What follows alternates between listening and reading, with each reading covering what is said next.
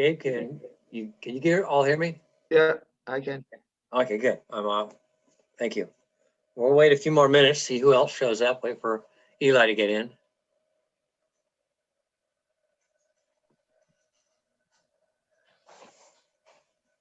Yeah, Zoom. Yeah, I'm in. I just didn't have my video on. All right. Well, that's not a big crowd. Gabe, any sense anybody else coming? Now, what you see is what you get here. We got 17 participants. Okay. You're right. Okay, let me see. I'm probably got fix my view here. There we go. I just didn't see everybody. All right, so it's 6:05 and I'm going to call to order the Tuesday, May 11th, 2021 Trinidad City Council meeting. And our first order is to do the Pledge of Allegiance. So if you could find a place to stand and say the Pledge of Allegiance, please.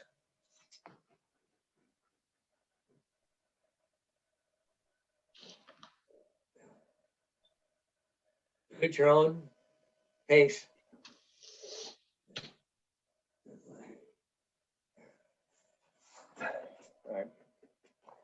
All right. We have nothing to report out of the closed session with the city attorney.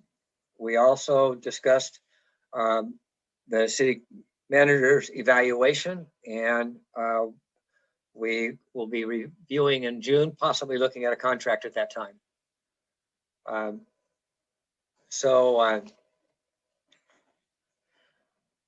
We need to do the approval of the agenda. So are there anyone have any changes they'd like to make on the council? No. I'm going to suggest that we take number 10, which is the budget, and move it up to number 4 so we have time to think about it. People can listen to it instead of having it right at the end. I'll go for that. Do you need somebody to make a motion to do that, or you just? Yeah, we need to we need to decide to move it. So are there any other changes besides that? All right, then, yeah, David, why don't you go ahead? Yeah, I'm gonna make a motion that we move number 10 on the discussion items to number 4 and then accept the agenda as amended. Before we go on, do we have anybody on the public that wishes to make any changes to the agenda? I did want to ask if I think it was 8 and 9 for it's the drinking water committee. I was wondering if the mayor was going to be involved, or if that could be postponed possibly. I'm not sure. I'm going to say right now that I'm being the mayor tonight because our mayor is not here. So Steve Ladd, we will not be here for the meeting. So this is Galaxy, right? Yeah. Ashley. I'm sorry. Ashley. Ashley. Ashley, I don't know which number sorry, I'm not sure which one you're talking about. 9, I think. Discussion. Is it? She's talking about 8 and 9 for the Water Advisory Committee. Oh, okay, because of the letters of interest? Yes. Yes. And why do you want to put them off for a meeting? I was just made aware of it later in the evening yesterday, and when I talked to the people in the community, they had no idea about it because of Mother's Day weekend, and they definitely wanted to be involved. And now that it's Mother's Day weekend, a lot of them have gone on vacation or respite. Yeah, I just kind of felt like we didn't have a really authentic number of people really getting in on this conversation and being a part of it. One of the issues for this is that we really need to get this thing going quickly. I hate to put it off. Eli, what do you think of this? Any change on this? Yeah, personally, I just felt since it's only appointments to the committee, that, you know, it's something that could be done if the council felt that they had enough applicants. But since there's no real business that's going to be done other than appointing people to the committee. I'm concerned that we want to get things started, but the other thing is, remember that this is going to be public, open to the public. So anyone may attend the meetings and be able to comment. I'm kind of concerned that we need to get this underway. I think maybe we can get to it and make a decision at the time. I'd like to get to it and talk it over. We'll see where we want to go with this. Actually, I think we'll keep it on for now. So let's, and actually feel free to make a comment when we come to it about what you'd like to see. All right, so we have Can I say something? oh, I'm sorry, go ahead. I'm sorry, Anita Thompson. This was on the agenda in March. That's why I think It's we been can on get, the agenda since March, and it was on the agenda in April, and it's on the agenda. Yeah. in May. yeah, Thank I'd like to get this going, so we'll talk about it when we get to that subject and we can make a comment at that time. So we have a motion. David, you made a motion, I believe. Yes, I did. So do you have a second for that? Okay, we got Richard second. We need to go on, Gabe, I think we're gonna have to account on each of these, so could you do that, please? Yes, sir. So we've got a motion, Grover, second, Columbus, to approve the agenda as amended, moving number 10 up to number 4. We'll start with Councilmember Columbus. Yes. Davies, Yes. Grover, Yes, and West. Yes.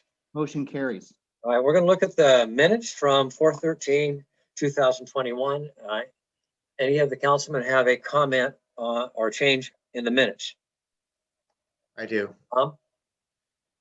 Page 5, under item number 1, discussion regarding moratorium. I believe my comment was, it is unfortunate we didn't get this advice at the prior meeting, as the word moratorium was in the title of the agenda item. Not that it's unfortunate that the word moratorium was in the agenda title. Abe, you okay with that?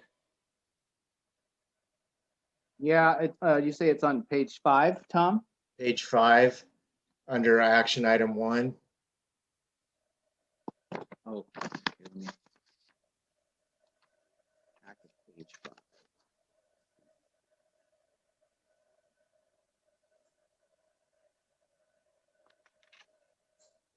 You want me to? Oh, I found it. Yeah. So go ahead. Tell me again. I believe I said it is unfortunate we didn't get this advice at the prior meeting, as the word moratorium was in the title of the agenda item Okay. in March. Okay. I All got right. it. Okay, thanks. Any other changes in the minutes for me? Richard? Okay, I have none.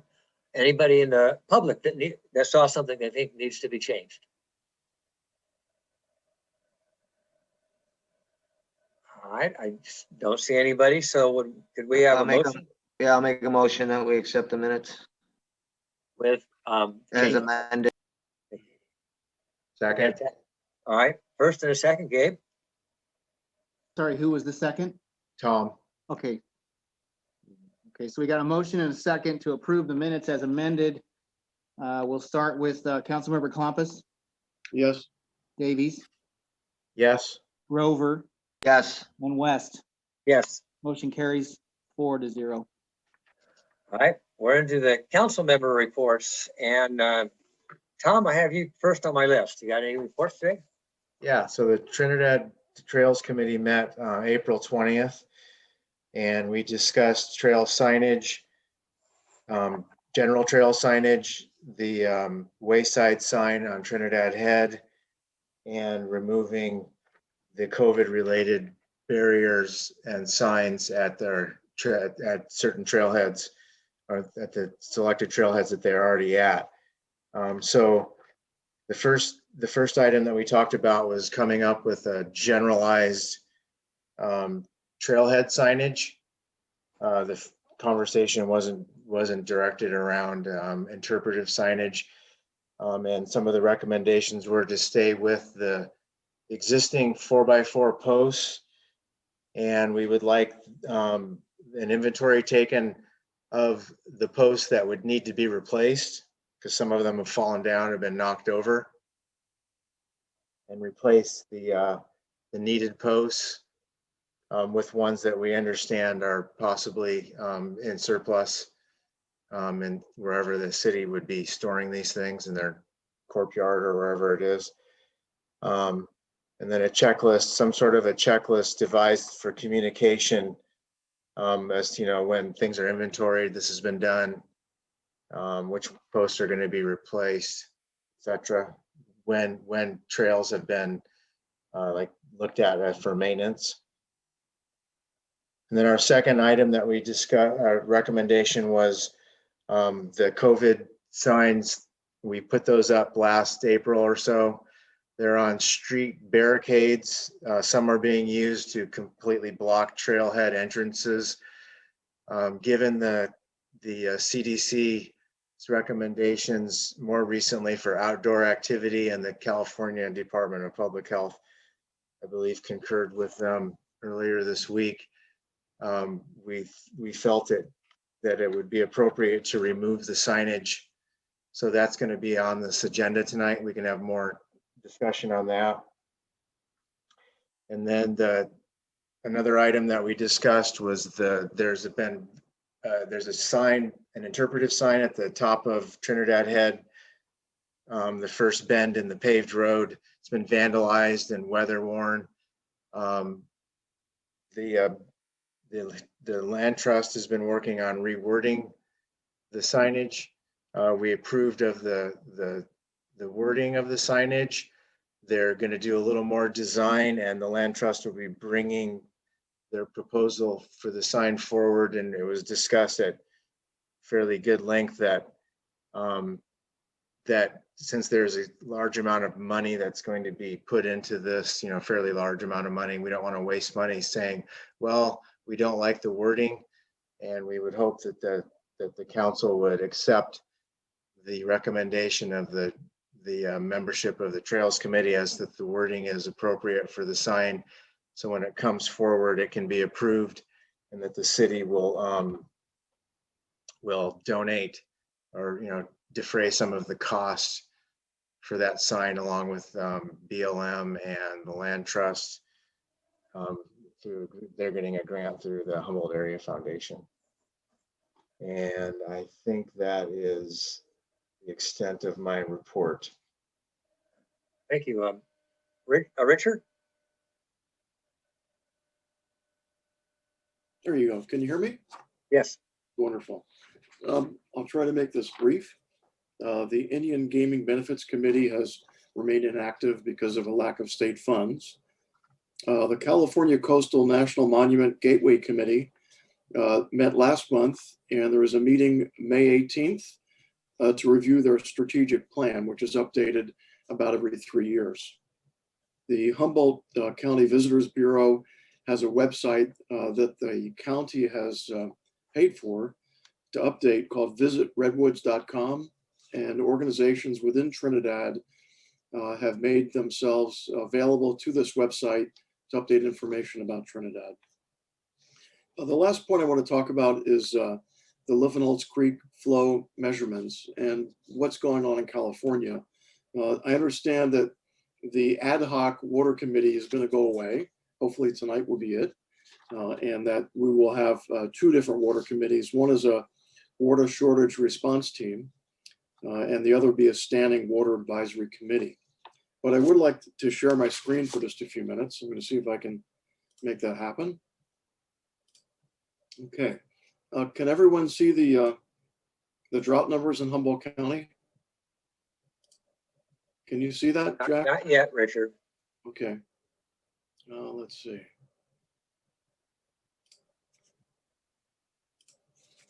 Take me just 1 second here. Okay. So. Okay, can you see it now or you can't? Nothing yet. No, no. Okay, I'd have to, that's a Mac problem. Okay, well, let me just talk my way through it. In the actual information which I have in my report, what it indicates on drought.gov is that 100% of people in Humboldt County are affected by the drought. This is the 56th driest February in the past 127 years and the 62nd driest year to date since 127 years that it's been recorded. So we're coming up on a drought condition within the county. 100% of the county is in a moderate drought and 76% is in a severe drought. So with Eli, the city manager's help and the public works director, Ryan Desmond, I was able to get a flow meter reading for Liffenholtz Creek. That is our only source of water flow. And on May 7th, that flow rate was 2 cubic feet per second. Now, to put that in perspective, last year in June, which is a month later than May, the flow rate was over 3 cubic feet per second. So we're almost a month and a half into the dry season, so to speak, looking at that flow rate. So I just want to really reiterate that the water shortage response team and the advisory water committee is going to be very, very important for the city of Trinidad. We don't really have much room for error, and we don't have a lot of time to waste in order to make some necessary steps to provide more water resiliency. Whatever that committee will recommend, I wholeheartedly support for the city. But I just want to make sure that people are aware that we're entering a drought year. And the governor just yesterday, on May 10th, declared a drought emergency for most of California, including Humboldt County. This highlights the deterioration of California's water supply. The governor also announced a $5.1 billion proposal to invest in drought preparedness and infrastructure to help at-risk rural communities to improve the reliability of the water supplies, infrastructure, and response to ensure a more resilient water system. So hopefully, if that proposal is passed by the state legislature, it may mean that funds might be available to help the small city of Trinidad with their water system. So again, I thank everyone for your time and just wanted to just reiterate the importance of trying to work toward water resiliency for the city. Thank you. Thank you, Richard. Dave, it's your turn. Okay, yeah. Thanks, everyone. Let's see, this is a matter of transparency. I've thrown my hat into the Green Party of California as one of the delegates there and possibly the co-chair for the state Green Party. I'm looking forward to that. I have a friend in the Environmental Protection Agency that's got me really involved with that platform. So a lot of the perspectives I'm coming from can be shown through that. As for my committee assignments as a council member, I was able to attend the Redwood Coast Energy Authority meeting on the board of directors. The ratio subcommittee had a meeting. We're going to continue that. Matters that are happening now, from the federal to the local level have to be addressed. But what I was really looking forward to, we started the offshore wind subcommittee. So I got to go to 2 subcommittee meetings for that. And that's moving ahead probably quicker than people thought now. There is going to be funding for that, and energy procurement and distribution in our area could be the next big thing, and it's going to be sustainable, and it's going to be inclusive too. So we're trying to do things. A lot got messed up down at Bear River with those wind turbines and stuff because people weren't brought along during the process. So we're trying to do this right now, and taking the proper steps to come up with some good policy. So that's all I have to report right now. And I'm always open to accept emails for people. I've gotten a couple of the constituency has been involved and talked to me, and I appreciate that because then I get to know where other people are at with this. So that's all I have to report. Thanks. All right, thank you, David. I'm just going to make a brief report on HCOG, and that is it. We've talked about the Indianola overpass in the past is something that is in the future, and it looks like we're going to actually see groundbreaking occur in spring 2022. That's in theory a possibility, maybe, but they're on their way to do that. Last chance grade this summer. Look forward to maybe having some public input if you'd like to find out how this is going. They expect to have, I believe they're going to have all the studies done for which route they're going to take by the fall. So we may be hearing which way they're going to put the highway fairly soon because they're way over budget. They're still having all kinds of issues up there. There's a complete streets program that is going to redo Broadway, hopefully all the way from one end to the other. If you haven't seen some of the pictures and some of the material they have up on the web, it's really looks pretty fantastic. It's a big deal. And they're working on the southern section. On April 30th, they have their meeting to try to get the southern section taken care of. And next, the middle and northern section, they haven't got the money secured yet, but hopefully they will. So we may see some big changes in some of the roads in our area over the next not too many years. I think that's all I have. So I believe we're ready to go on and hear what the staff reports from Eli and if there's any law enforcement today. Yeah, I'll turn it over first to law enforcement. So we have Lieutenant Kevin Miller from the Sheriff's Office. Eli, you're always so kind to let me go first. Thank you, sir. All right, well, let's start out with April statistics here. So in the greater Trinidad area, the Sheriff's Office, we responded to 198 calls for service. 21 reports were taken. There were 2 arrests made. There were 10 felony investigations conducted and 9 misdemeanor investigations. We had 1 assault, 2 domestic violence calls, 10 vehicle or building burglaries, which is actually down 41% from March.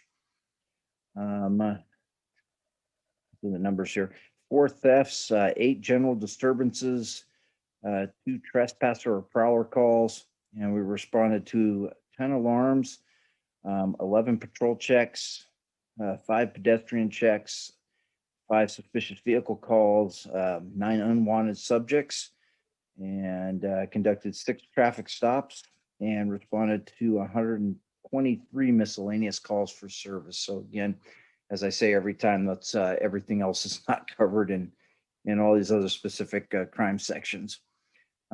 Just kind of looking at this overall, it seems like the numbers are down from March, which is good. And then the only other real thing that I had to report out is that Mad River Rotary has collected some funds and donated them. I shouldn't say donated, but they've had a number of signs made up, which are working with us and placing on along the beaches to kind of just warn folks to not leave valuables in their cars and to lock their cars, just kind of as a reminder. The plan, I think, with them is to have these signs put up at trailheads leading down to the beaches and in some of the more frequent areas that we're experiencing vehicle burglaries, or that historically we've experienced vehicle burglaries. So that's very nice of them, and that actually will be a good addition. I think this is a project that's been in the works for way too long, and it finally came around to take effect. So that's my report. Thank you, Lieutenant Miller. Appreciate that. Sounds like a good program coming up. Any questions for our Lieutenant Miller? All right, Eli, I guess you're on then. Thank you. Okay, I first want to note that all the stats that Lieutenant Miller gave are for the greater Trinidad area. So I just want to make sure that people are aware it's not just within our city limits. So, but still, Yes, we are concerned about all of, any kind of crime in the general area because it affects all of us. Okay, so as far as the city manager's report, I do have that in the council packet. And I did want to note, number one, about the downtown pedestrian connectivity project, which is currently going on along Trinity Street and a little bit on Patrick's Point Drive. So that has been going on for approximately 3 weeks now. This is the beginning of the 4th week. Hopefully, most of it will be wrapped up by Memorial Day. So we are hoping to get most of it done so that this way, as the visitors start streaming into town, then we don't have too many people, affected between the streets and where the visitors would be going. So the project is being done by REO Construction. They've been cooperating very well with staff, and their work has been progressing at a fairly good pace. And the sidewalk improvements are basically being done because of ADA requirements, so that if someone's using a wheelchair and they're going along the sidewalk, they have a minimal slope, so that this way they can easily control their wheelchair rather than the wheelchair being sloped on the sidewalk and ends up going towards the street. And then as far as the cell towers that we have, the update from Verizon for the second tower that they're placing in West Haven, they were hoping that, or planning on construction to begin last month, but they ended up having some foundation issues that they needed to address, and that delayed the start. But according to Verizon and their general contractor, they said that they're starting the site work this week. They will generally be done with the tower tentatively by the end of September, and then the fiber will be delivered and put in place, and that will be by November, end of November. So that's their current plan. And of course, we've highlighted to them the fact that we want to make sure that service levels remain well. And as a result, before they turn off any of the existing tower, that they would check and make sure that the new tower, along with the one on the Quarry Road, the two of them would be functioning and providing adequate service to the community. As far as the city council, I do want to note 2 things that you could participate in if you wish. Number one, I was notified today by Sarah Sanders, who is our representative to the League of California Cities for the Redwood Empire, which the city of Trinidad is part of the Redwood Empire division. And they have a Zoom meeting tomorrow morning with Assembly Member James Wood. And that will take place at 10:30 in the morning tomorrow. So if any council members want to join, I will be on there. But if you want to join, let me know and I'll send you the link. The second thing with the League of California Cities Redwood Empire Division, they're meeting quarterly, and the next quarterly meeting will be Friday, May the 21st from 1 p.m. till 3 p.m. So if you are interested in attending on Friday, May 21st from 1 to 3, Senator Mike McGuire will be giving an update from the state. He'll have like about a half-hour period. And then Lauren Perhoda of Caltrans will provide an update on the Road Charge Pilot Program. That's the program where they're trying to modify the gas tax so that it would take in consideration the fuel, the electric vehicles. So currently with the gas tax, the electric vehicles aren't paying any kind of tax. And so this road charge pilot program will also be addressed at the Redwood Empire Division meeting on the 21st. So if the council, any council members interested in attending that Redwood Empire Division meeting, let me know and I'll send you the contact. Okay, so that's the end of my report. If you have any questions, I'll entertain those. Are there any questions from the council? Yes, Richard. Yes, Eli. So AT&T, I understand, removed their transmission tower from the head. And on a good day, I get 1 bar, sometimes 2 bars where I live.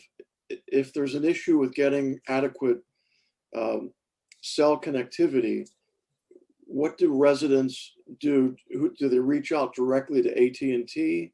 What is the recommended contact point to communicate if the AT&T service is less than what it used to be? Yeah, you are right. The best way to do it is to contact AT&T directly and indicate that your service level is poor. And hopefully whoever has AT&T in the greater Trinidad area could contact them and hopefully put a little pressure on them. They were one of the towers that we had at Trinidad Head, Sprint, AT&T, and Verizon. The only one remaining is Verizon. And Sprint really doesn't serve our area anyway. They just had a tower for people, I guess, traveling through the area who were from other places. But AT&T and Verizon and US Cellular are the 3 main carriers that we have. And I was very concerned because originally AT&T said that they would, in addition to the Quarry Road cell tower that they placed near the Verizon cell tower, that they would co-locate with Verizon in West Haven. But after, like, I guess they were in touch with Verizon for a while and saw that the project was taking a while. And so they just decided that they were not going to connect there. They said, we think we have adequate service. And I've told them that residents are concerned. My contacts, the ones who were in charge of placing the first tower and co-locating with Verizon. And they just said that their new corporate philosophy was that they would replace one tower with another tower. So when they had the one on the one on Trinidad Head, they said they replaced it with Quarry Road, and that was it, that they would do one replacement for another. So I agree with you. The service from talking to a few people, because we do have a couple other people that I am in touch with, another council member and also one of our staff members that has AT&T, and their service has been basically, like you said, 1 or 2 bars. That's why I'm insisting on Verizon that once they get the second tower done, first one's Quarry Road, the second replacement tower is West Haven, that they make sure that the service level is equal to or better than what we have now before they turn off Trinidad Head. Because I wanted to make sure that we had at least one really good viable option in our community. And at the same time, I agree with you. If we could put a little pressure on AT&T, but I think they will hear better from their customers. Unfortunately, these conglomerates are so large that it takes a lot of people. And if we were, LA or San Francisco, and the residents started complaining, they would hear us much quicker than Trinidad and the greater Trinidad area. So because I believe the rest of Humboldt County is receiving adequate service. Okay. Thank you. You're welcome. Any other questions for the council? Any other questions from members of the community? Anybody else? Okay, then we're moving on to items from the floor. At this time, members of the public may comment on items not appearing on the agenda. Individual comments will be limited to 3 minutes or less. Comments should be directed to the council as a whole and not to individual council members or staff. I got Al? point of order. Don't we have to accept the consent agenda? We have to make a motion. We already, I think that comes up next for our consent agenda. All right. Okay with that? That's correct. Yes, you're right, Jack. Okay, let's go on then. And anyway, the council and staff responses will be minimal for non-agenda items. Is there anyone that has some items they'd like to talk about that are not on the agenda? You'll need to speak up or show me. I don't have Good evening, Vice Katrin, Mayor. thank you. This is Katrin Homan. Can you hear me? Yes, At the January meetings, Supervisor Madrone submitted false, misleading, and harmful information about my family's project. None of it was correct except for the location. He stated an 18-acre property on Stagecoach Road near College Cove was proposed as an 18-parcel subdivision. According to him, each 1-acre parcel would have had one well and a septic system, and the residents would literally be pooping into each other's water source. The development was reduced to 9 2-acre parcels. He then speculated that with water, the parcel density could have doubled. In actuality, our 19-acre property was proposed as a 9-parcel subdivision with only 4 new wells. After receiving community input, my husband and I reduced our development to 6 parcels with 3 new wells. Residents pooping in each other's water source? I understand this is Supervisor Madrone's field of expertise, but please remember that his theory is based on inaccurate data. No amount of expertise can reach a correct conclusion when incorrect data is used in the analysis. When the supervisor speculated that water was the only restrictive element, he seemed to have no knowledge of our extensive well testing data. He did not consider the geology, environment, biology, wildlife, trees, neighboring properties, the beauty and the layout of the land, and more factors. At no point during our project was water quantity an issue. Supervisor Madrone seems insensible to my concerns, and he is proclaiming that he didn't mention any names, only his details of the project. You council members, your staff, the attendees of your meetings are smart and pay attention. In our small community, naming the location is sufficient to identify a project, especially when it has been the only subdivision in that area for decades. I like to remind that location was the only detail Supervisor Madrone had right in his description of our project. I am hoping with your help, a note can please be posted with Supervisor Madrone's letter in your document library.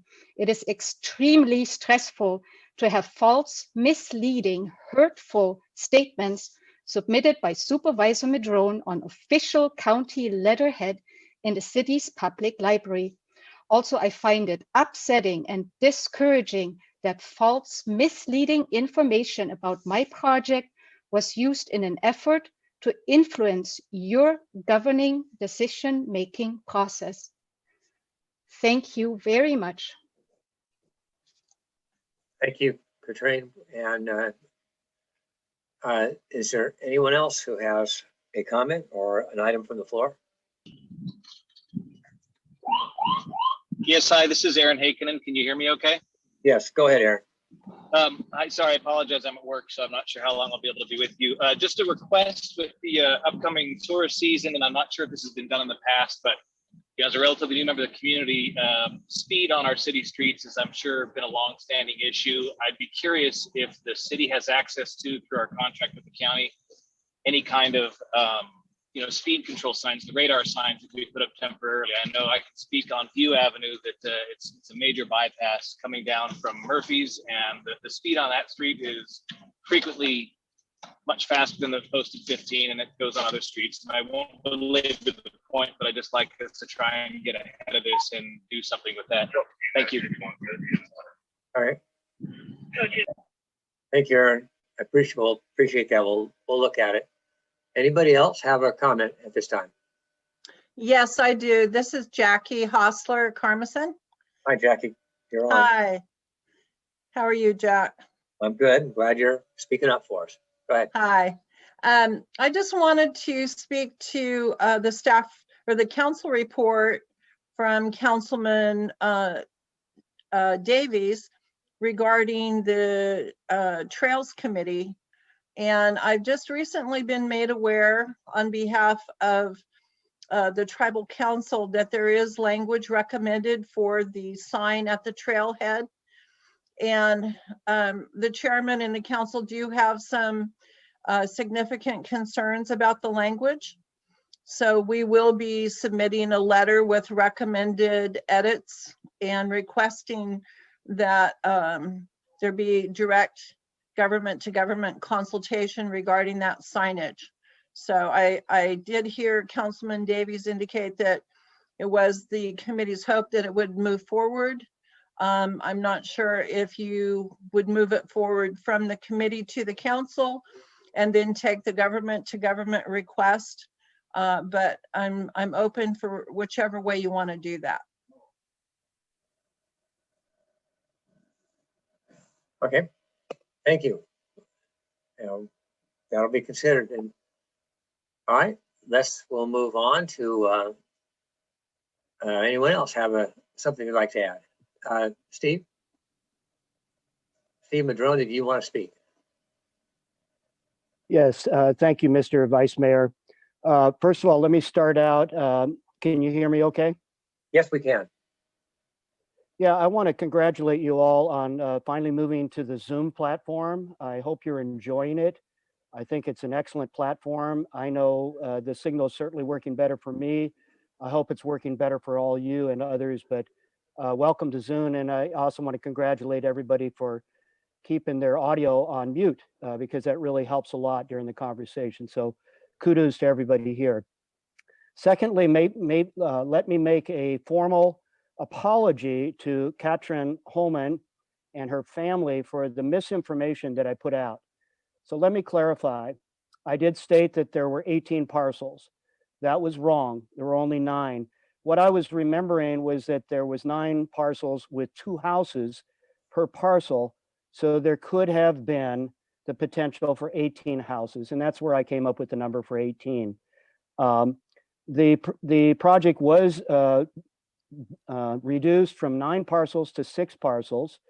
And that had a lot to do with water supply, not the quantity of water available, but when you try to put a lot of houses on a dense area and everybody's using a well and they're also using septic systems, you can get into problems with polluting those septic systems.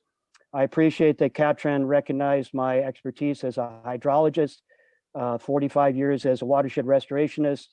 I did evaluate all the geology and hydrologic reports for the project. And my conclusion was that 9 parcels with a potential of 18 houses was going to be too dense and that the septic systems could easily pollute some of the wells. I still stand by that. But again, I apologize for stating that there was 18 parcels. It was only 9, but there is 18 potential homes. You can go back and reference Patty Stern's letter when all the comments were coming in regarding alternative water supplies with Humboldt Bay and Mad River. And Patty laid out a very detailed explanation as a local real estate agent with tremendous expertise in local real estate. And she laid out for you all at incredible detail all the potential development that could occur in our area, not necessarily in Trinidad, but especially in the surrounding areas, if in fact we had a pipeline. So I stand by what I said in terms of the impact on the community of extending a line up here and having unlimited water and the impact that could have on the community. But again, let me close by saying, I apologize to you, Katrin, and your husband for any misstatements that I made, but I hope that you can see that the elements of what I was trying to say are still basically true. So anyway, I hope that puts a rest to that.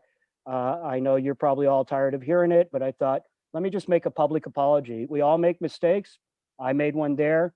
I don't think it changes the substance of what I was trying to get across. At any rate, I hope that helps. All right, thank you very much. Thank you, Steve. Are there any other items from the floor? I don't see any of their hands up. Hi, Trevor? Jack. I just wanted to mention real quick in relation to some of the staff reports. I am working on a water shortage ordinance to implement the water shortage plan. So just wanted to let you guys know that I'm trying to make that a priority so that I can get that to you guys in time to implement later this summer. Thank you. All right, great. Anyone else? I don't see any hands, so I think we're ready to move on to the consent agenda. And the consent agenda is considered routine by the city council and enacted in one motion. No separate discussion of any of these items unless we move one to the discussion agenda item. Is there anything in the consent agenda that the council wishes to move at this time? Anybody in the community that would like to make any move of the consent agenda? All right, I don't see any. So could we have a motion for the consent? Yes, I'll make that motion. I want to apologize before. I'm using my phone here and I scrolled down and just kind of skip out. But I will make a motion that we accept the consent agenda. Thank you. Any second? I'll second that. Okay. Richard? Gabe, if you could do a count, please. Yes, we have a motion and a second. Grover Clompus to approve the consent agenda as submitted. We'll start with Councilmember Clompus, Yes. Davies, Yes. Grover, Yes. and West. Yes. Motion carries 4-0. All right, we are into the discussion agenda items. And our first discussion agenda item is the decision regarding a revised government to government consultation policy with Native American tribes. And Eli, are you going to start this or you go right, or we'll go right to our attorney? Yeah, actually, yeah, we've been working on this for a while. The last time we had it on the agenda was January 26th. We had requested input from the community and from the Native American tribes. And we wanted to bring it hopefully closer to closure so that this way the council and the city and staff know, what would be the proper policy whenever we have a request, such as the Churai management team, such as meeting with the Trinidad Rancheria, and such as meeting with the Yurok tribe. So I'll turn it over to our attorney, Russ Gantz, who has been working on this policy. Yes, thank you, Eli. So as the council will recall, we've gone through multiple iterations of this policy, and we've tried to keep it relatively streamlined. The most recent version incorporates additional changes requested by the council at the previous meeting, including those of Councilmember Davies as to not referencing any particular tribe in the preamble. So again, we've tried to incorporate the comments from interested members of the community that have submitted comments relative to the policy over time.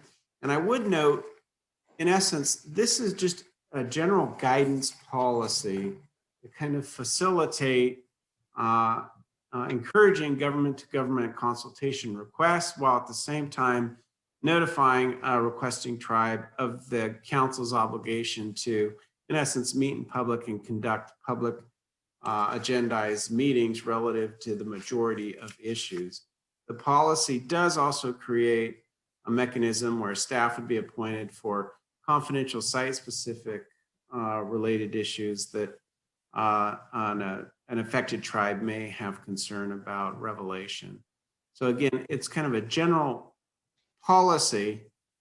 It's not addressed to, not tailored or drafted to address any specific issue germane to any tribe or, for example, the Shawnee Ancestral Society. It's not drafted to address any specific issue that the council or the city may encounter. It's simply a general overall policy statement, kind of facilitate government-to-government consultations while at the same time recognizing the council's obligation to comply with the California open meeting laws. So unless there's questions for the council, would go ahead and recommend that solicit public comment. There have been a number of comments that I've received copy of from members of the community that may wish to address. Let's start. Anybody on the council want to have any questions or comments? I do. Richard? Yes. Russ, I just want to make sure that if you've received feedback from the Yurok tribe, the Trinidad Rancheria, the Churai Ancestral Society, have each of those entities given you any feedback based on the current proposal? This specific proposal, none of those entities had commented. They had previously commented, and we sought to incorporate requested revisions within the policy. In fact, some of those revisions were removed. For example, the preamble had the recital, the last draft had the recital as to close proximity to the rancheria recited. That was removed at the council's request, but no specific comments from those specific entities since publication of this revised policy with Friday's agenda. Okay, my question really is if this is the latest framework, and I appreciate the work on this because I'd love to get our meetings going, is it better from a relationship perspective to allow each of the Native American tribes to comment on this, or is the concept this is the final version, we either accept it or reject it? Yeah, the proposal tonight is to actually get the policy in place. So again, we've sought to incorporate those comments, multiple comments that have been received. Again, I believe this is the third or fourth time this has been on the council's agenda. And again, what is proposed is kind of a very, in my opinion, relatively generic policy statement whereby we're going to facilitate these consultation requests while at the same time let any requesting tribe know that in some circumstances, the council or an ad hoc committee of the council will have to meet in a public forum to avoid the open meeting law violation concerns, which had been an issue historically. Richard, any other questions? No, that's it. Thank you. Okay. And any other council member like to ask? Yeah, Tom? Yes, Russ, I'm referring to the comments made specifically by Richard Harris. Do you see any substantial reason why those comments could not be incorporated?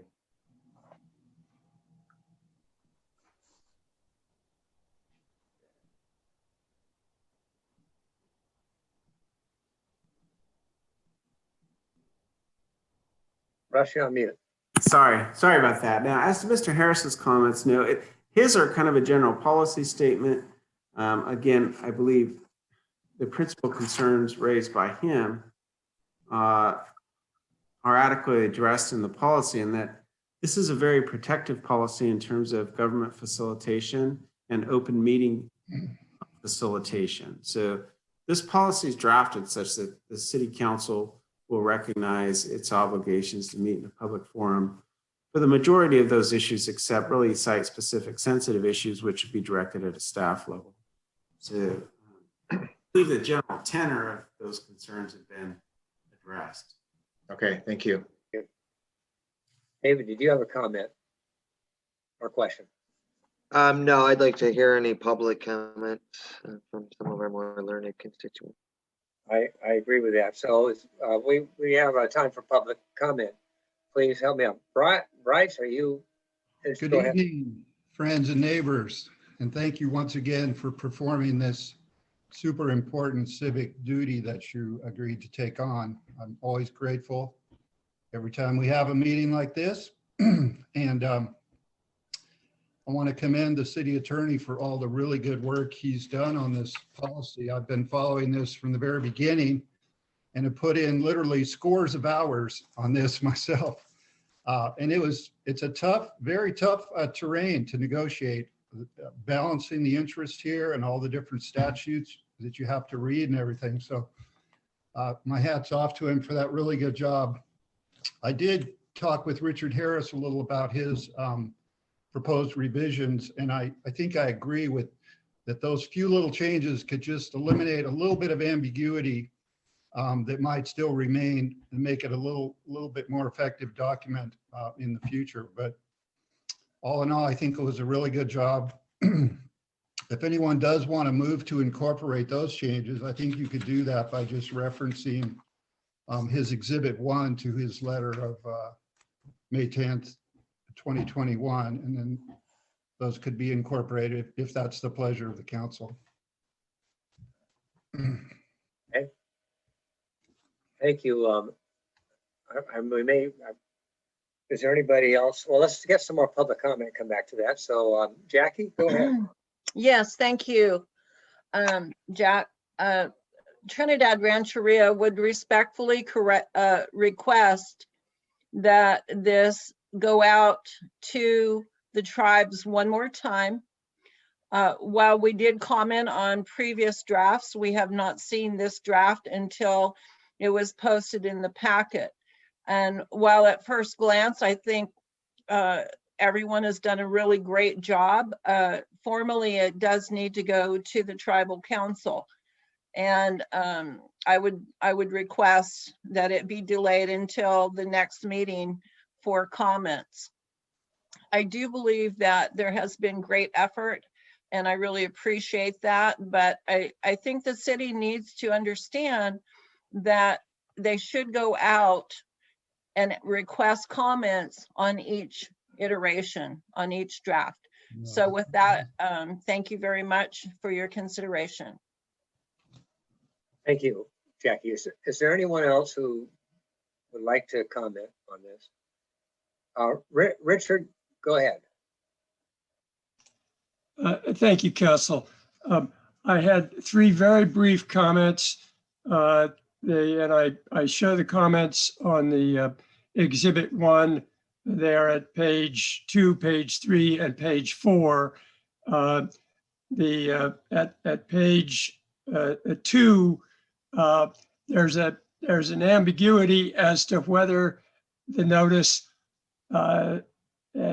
only goes to the tribes or whether it's to both the public and the tribes. And I believe the intent is that it is to both. But you see where on Exhibit 1, I've shown that language, and that's for you and your council to decide. The third point at page 4, I think there was a mistake.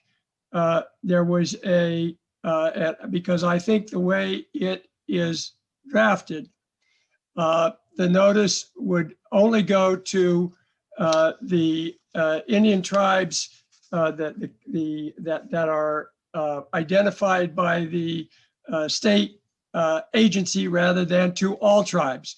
And the language is very confusing, very detailed, and I think that the correction that I provided, I think, is probably your intent, that this apply to all tribes.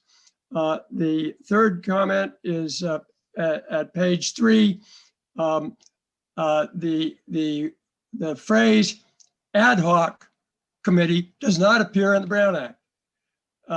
It appears in a few other places. Some Attorney General commentary will sometimes refer to it as ad hoc. The Brown Act itself calls that an advisory committee, and I think to make yourself consistent, you should just add the word advisory, and then I give you another phrase that specifies a 4-day notice. Very simple. You get to make your decisions, and you have excellent counsel who has gone through this very carefully, as have I and Bryce. There you go. Thank you very much for your work, counsel. Thank you, Richard. Russ, you want to comment? Yes, thank you, Councilmember West. So just briefly, all of Mr. Harris's comments do appear well stated. There is a little confusion here. I did receive a message from Mr. Harris yesterday, May 10, but it looks like we have potentially the wrong attachment was appended to his message. I received a copy of his December 9, 2020 letter and assumed, of course, he was restating that, but looks like he's drafted an Exhibit 1. I don't have a copy of that, but it looks like in that he articulates these suggested revisions, just what he states orally. They all seem to be sensible and likely could be incorporated in the policy. So, I would like to look at the actual exhibit he submitted to the city to try and incorporate those. Make sure you get that. Thank you. I apologize for that. I thought I sent it. I'll resend it. Apologize. Thank you, Richard. Well, make sure you get that. It's on the city's document library under public comments right now. All right. Well, obviously that'll be looked at by our attorney. So thank you for the ideas. They'll definitely be considered. So let's move on. Is there anybody else who has a comment on this document? I don't see anyone. So unless you quickly let me know, I'm going to bring it back to the council. Looks like we're back to the council. So let's begin let's get some questions. David, looks like you've got a question. Not really, just more of a comment. Is that it sounds like that's where we're at, where we're going to let Russ incorporate these suggestions because everybody seems to be in compliance. So are we going to wait for this? Because it's a lot easier, I'm sure, as people have stated, when they get to reread it as it's going to be, supposedly going to be. So is that where we're at with this? We're going to discuss that right now, and we'll have Russell give us some information. We'll get a couple more comments. Go ahead, Richard. Yeah, as much as I'd love to get this completed tonight, I want to be respectful to the Native American tribes and the Churai Ancestral Society to allow them at least have a chance to review it. So perhaps Mr. Gans can incorporate or review Mr. Harris's comments. I did email those to you, by the way, Russ. I just sent them. And then if we could permit the tribes to have exposure to the revised one, and then hopefully the next meeting we can finalize and get it done. But I feel better that we have comments at the final version, and then we can all say, yes, we work together, we put this framework so we can all move forward and not complain about the process. I want the process to be smooth and easy to handle, and everyone agrees this is the best way to proceed. Thank you. Hey, Tom, do you have any comments on this? I'll make a motion to direct staff to incorporate Richard Harris's comments from Exhibit 1 to bring back at a subsequent council meeting for approval by the council. I'll second that. I just have a question. Do you want to incorporate? If I could comment, those comments by Richard Harris have been sent to our city attorney. And I think the proper approach is, just to have the city attorney review them and incorporate as he sees fit. The other question, did you want to incorporate the Rancheria's request to be able to see this before the next meeting? If we don't approve it tonight, it's still online for another month before the next meeting with the recommended changes. Okay, just to make sure.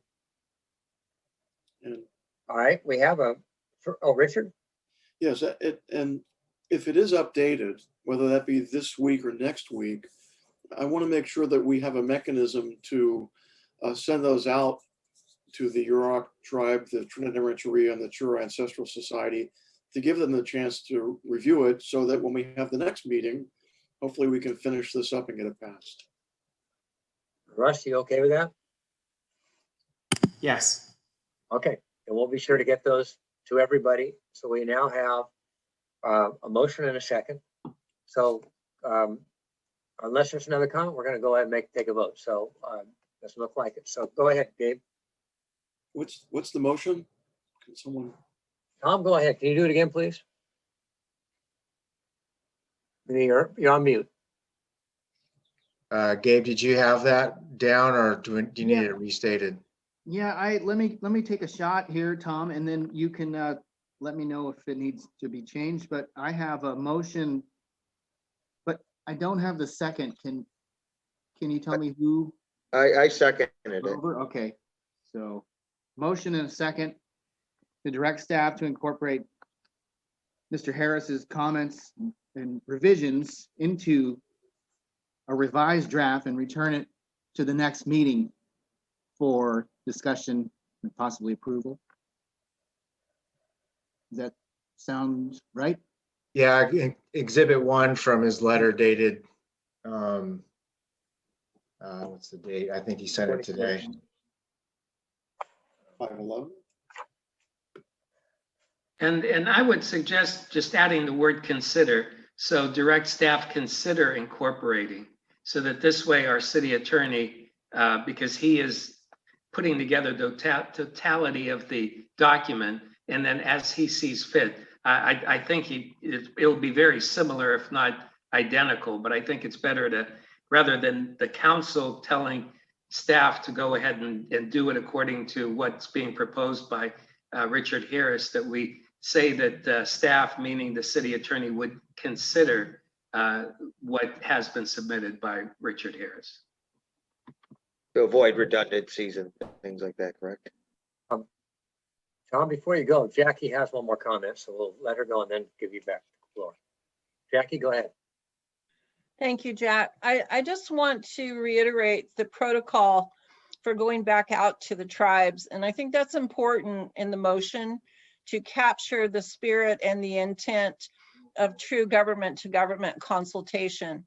I think it's wonderful that the council and their legal are incorporating Mr. Harris's comments.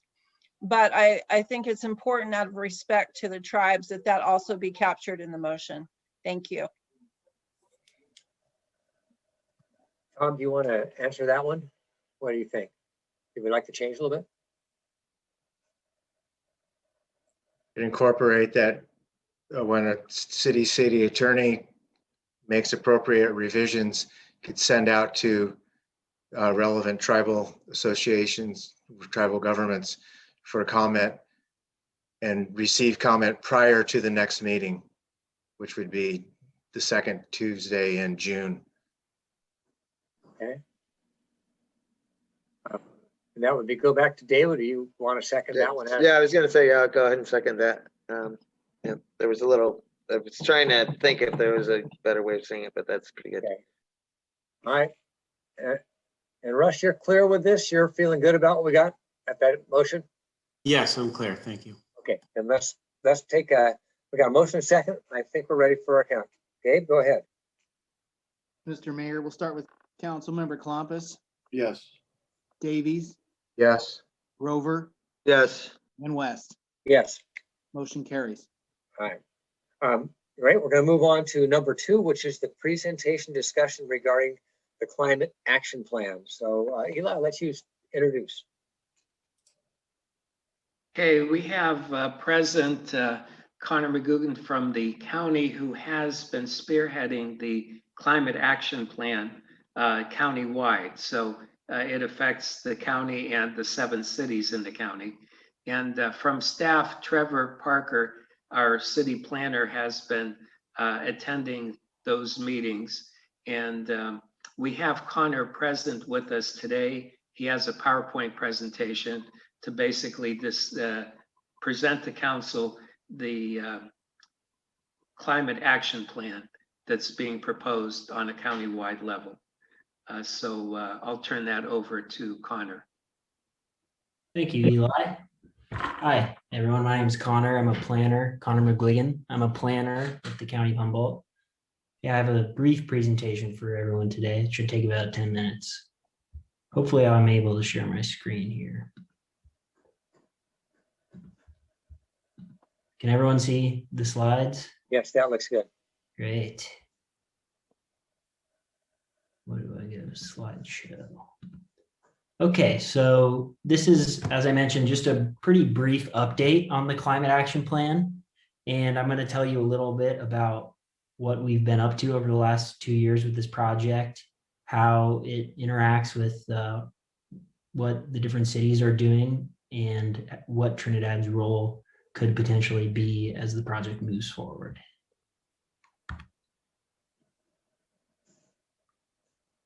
Yeah, I just covered that. So the goal for this project is a regional climate action plan to be adopted by each jurisdiction to reduce greenhouse gas emissions throughout Humboldt County.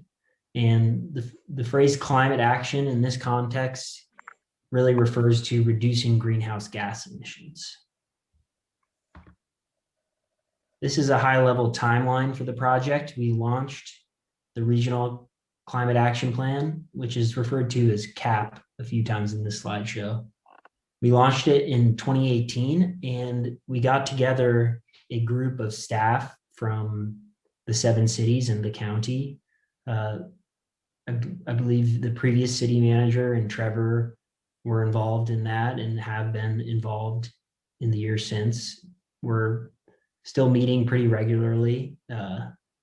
And yeah, so one of the first things we did was complete this inventory of greenhouse gases and forecast, which I'll get into in a moment. And as we move along, we're looking to complete the first draft in the next couple of months. So really, I'm here today to sort of prime your council on what to expect. And so you're aware of this project as the draft is being prepared. And ultimately, the final stage here is public hearing and CAP adoption.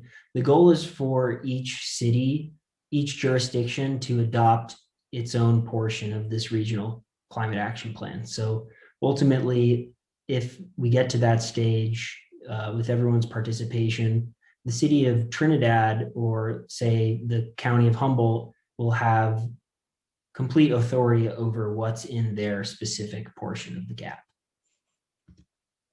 This is the 2015 greenhouse gas inventory, and I just want to show you what some of the sources of emissions that we're looking at with this cap. The number one source is transportation, which comes in at 53% of all emissions countywide.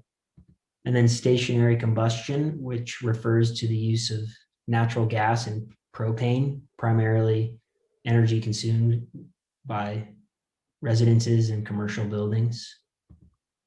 Electricity consumption is also a major source of emissions. And livestock, that is mostly located within the unincorporated areas. Industrial sources, solid waste, and here are some other less significant sources of emissions. This is just a more detailed breakdown of what's in the inventory. The only thing I'd like to point out here are the bottom 4 columns you can see. So it's just a breakdown between first natural gas and electricity, which is sort of interesting, seeing that they're actually fairly comparable in terms of greenhouse gas emissions in Humboldt County, and then a breakdown between gas and diesel use within on-road vehicles.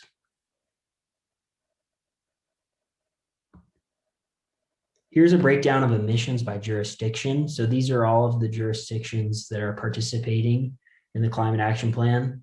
I just noticed that Fortuna is missing a label. That's the yellow slice there. And yeah, Trinidad is at 1% of countywide emissions, which is pretty, it's not too far off of Trinidad's population share of the whole county.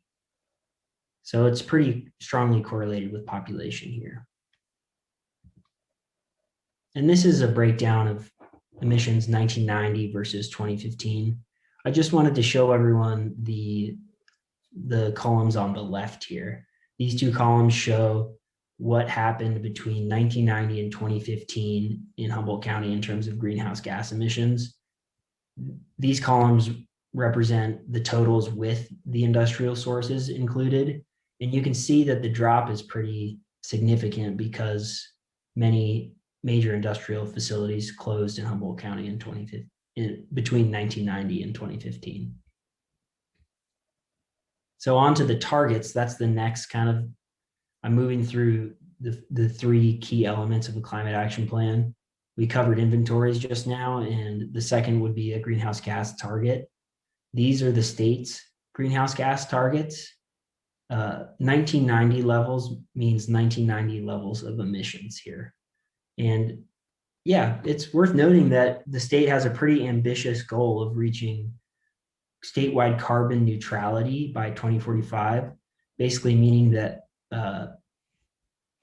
all emissions, it's not that no greenhouse gases would be emitted within the state, it's that the state would really try to slash emissions statewide and then try to offset the remaining emissions by carbon sequestration. So that's a really ambitious goal, and it's worth noting that lots of cities and counties have already created climate action plans, and pretty much everyone is having to play a role in this, in the state meeting these exceedingly ambitious, but many would say justified targets. This is the recommended Humboldt County target for our climate action plan. It's in line with the state's 2030 target, 40% below 1990 levels of emissions by 2030. So in the draft climate action plan, which we are preparing now, this is the first draft target that we're using. And last, we have the actual greenhouse gas reduction measures, the actions that the jurisdictions in Humboldt County are going to take to try to reduce emissions. And I didn't want to dive into too many specific measures here. I just wanted to give everyone an overview of what some of the categories are. So land use planning, that would be measures related to, say, updating zoning codes or anything that a local government can do to influence the built environment. And that's relevant because where we live and where we work has an influence on our transportation choices. Another category would be low carbon transportation. So electric vehicles, promoting the use of more alternative forms of transportation like walking, biking, transit. Another category is efficiency of buildings and facilities. So that would be conserving fuel, whether it be electricity or natural gas or propane. Renewable energy generation. So in this category, we're looking at different ways to promote larger scale renewable projects that might come into play for some jurisdictions more than others. And then for every jurisdiction, what's really relevant is, small scale renewable energy like rooftop solar. So there are lots of things that local governments can do to increase the viability of rooftop solar in their jurisdiction. And then waste prevention, reduction, and diversion. And last, carbon sequestration. So these are the different categories that we're looking at with the climate action plan. And I'm excited to come back in a couple months and give everyone a better idea of what the actual actions are. The last thing that I wanted to bring up, and this is something that we've been talking about a lot in some of the jurisdictions that have lots of projects that are coming down the pipeline to be permitted, having to go through the CEQA, California Environmental Quality Act process. And it's less, I've gotten feedback that it's less relevant for some of the smaller jurisdictions, but I do want to include a brief discussion on how this climate action plan relates to the California Environmental Quality Act, because it's actually one of the main incentives for making a climate action plan. So this is all basically saying that if you meet the 4 criteria in the bullets, that you can use a climate action plan to streamline the analysis of greenhouse gases through CEQA. So it basically makes it easier for projects, rather than having projects have to calculate emissions on a project by project basis. Having a climate action plan allows for the CEQA process to be more streamlined, essentially. The greenhouse gas portion of the CEQA process. And this is something that we're wrestling with, because in order to have this streamlining take into effect, we would need to have what we're calling a qualified climate action plan. So I think, but really the big takeaway here is that there are two distinct routes that we can take. This is one of the big unanswered questions we have about this project. And if we look at the left column, this is one scenario where we do an environmental impact report, which is kind of one of the more, it's the most involved form of a CEQA review that you can do. So in this scenario, we do an environmental impact report, and we can take advantage of that streamlining that I just described. But at the same time, that comes with a requirement to implement and monitor and update the climate action plan. And another route that could be taken is not doing an EIR, and ultimately in this non-qualified climate action plan scenario, there would be no, other than the fact that it would be a planning document adopted by city councils and the board, there would be no specific requirement to implement or monitor or update the plan. And yeah, that's two distinct possibilities, and I wanted to just call that to your attention. And I'm going to close off by giving you a timeline of what's left with the climate action plan. So right now we're at the third step here: review the administrative draft of the CAP and provide feedback. We're working on the internal draft, and soon we will have a public draft. And at that point, we're going to go host public workshops throughout the county. And I would be happy to come to Trinidad and host a public workshop in collaboration with Eli and your council. So yeah, coordinate public workshops to present the draft of the climate action plan. And then we're moving along to the CEQA process. That's the next big step. So once we have a draft ready, we'll go through CEQA. And then once we make it through the end of the CEQA process, we'll have something like a final draft. And at that point, we would bring it to, say, the Trinidad City Council. Your council would review the Trinidad portion of the climate action plan in a hearing, and that would be the opportunity for each city to formally adopt the plan. So I believe that's all I have for you all today. Thank you for giving me the time to speak, and I'm here to answer any questions that your council or the public has about this project. All right, thank you, Connor. We're going to have give a chance for the council to ask some questions first. If you could turn your document off, we can see everybody. So I appreciate that. So does anyone on the council have a question for Connor? I don't see. David, go ahead. Yeah, I was just gonna ask, so if we set up our own climate action plan like this, we can work with like the EPA to set up the functional equivalents of some of these CEQA items that we would have to take the time for review, like we would be able to streamline it because we're getting involved in getting to use the data that has been collected at the regional level. I was following you. I'm not sure what the specific question is. Sorry, Dave. Could you repeat it? Just if we develop our own, the sooner we develop our own specific climate action plan for here, we will be able to use like the functional equivalents of the CEQA process more because we're at the regional level and we can exchange the data and more like a networking, because it sounds almost like you're trying, not trying to sell it to us, but trying to show us the benefit of it.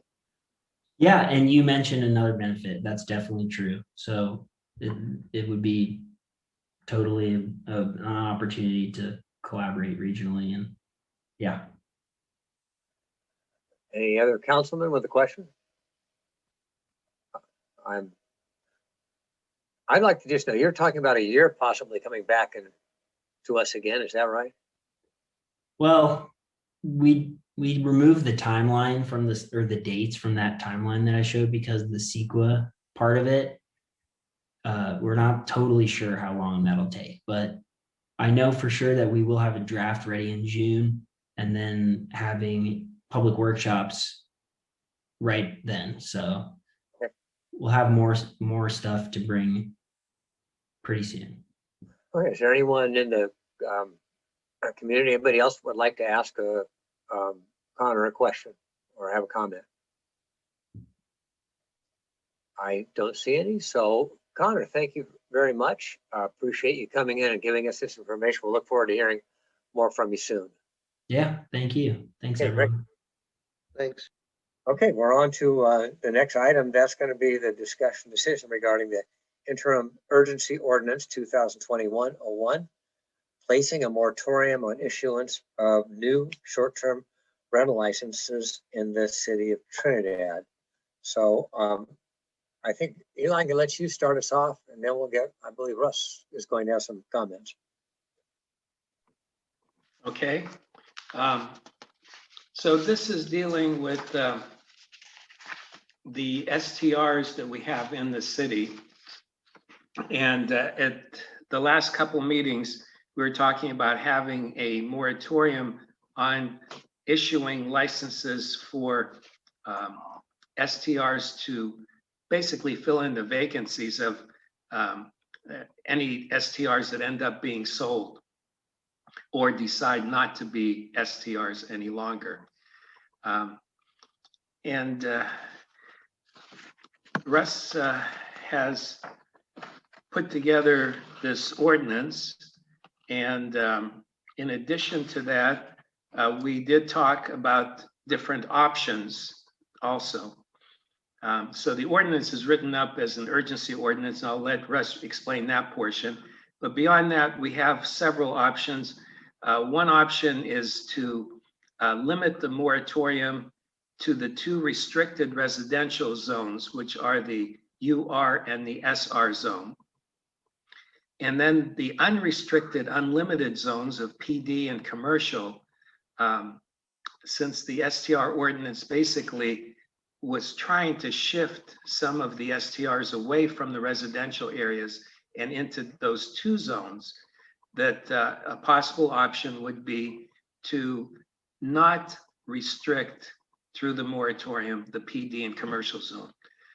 So this way, ultimately, as the as the STR ordinance is being revised and reviewed by the Planning Commission, and possibly an overall cap is being placed on the city, then in the long run, the having more STRs in the PD and commercial zone could lessen the number that would be in the SR and in the UR zone. So that's one option. Another option is to use the wait list that currently is provided in the STR ordinance to fill the several vacancies that exist before the ordinance ends up being ratified. Currently, we put a hold, myself as city manager, on filling those vacancies to allow the council time to determine the course they want to proceed on with the moratorium.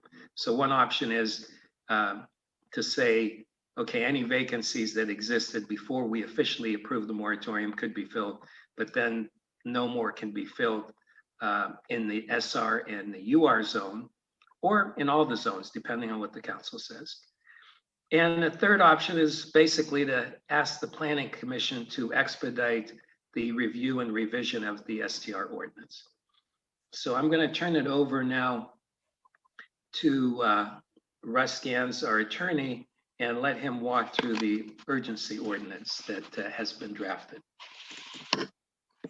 Yes, just briefly, as the council will recall, at the last council meeting, the direction was to prepare an interim urgency ordinance, basically placing a moratorium on filling any outstanding STR licenses and issuing new licenses pending Planning Commission review of the existing ordinance.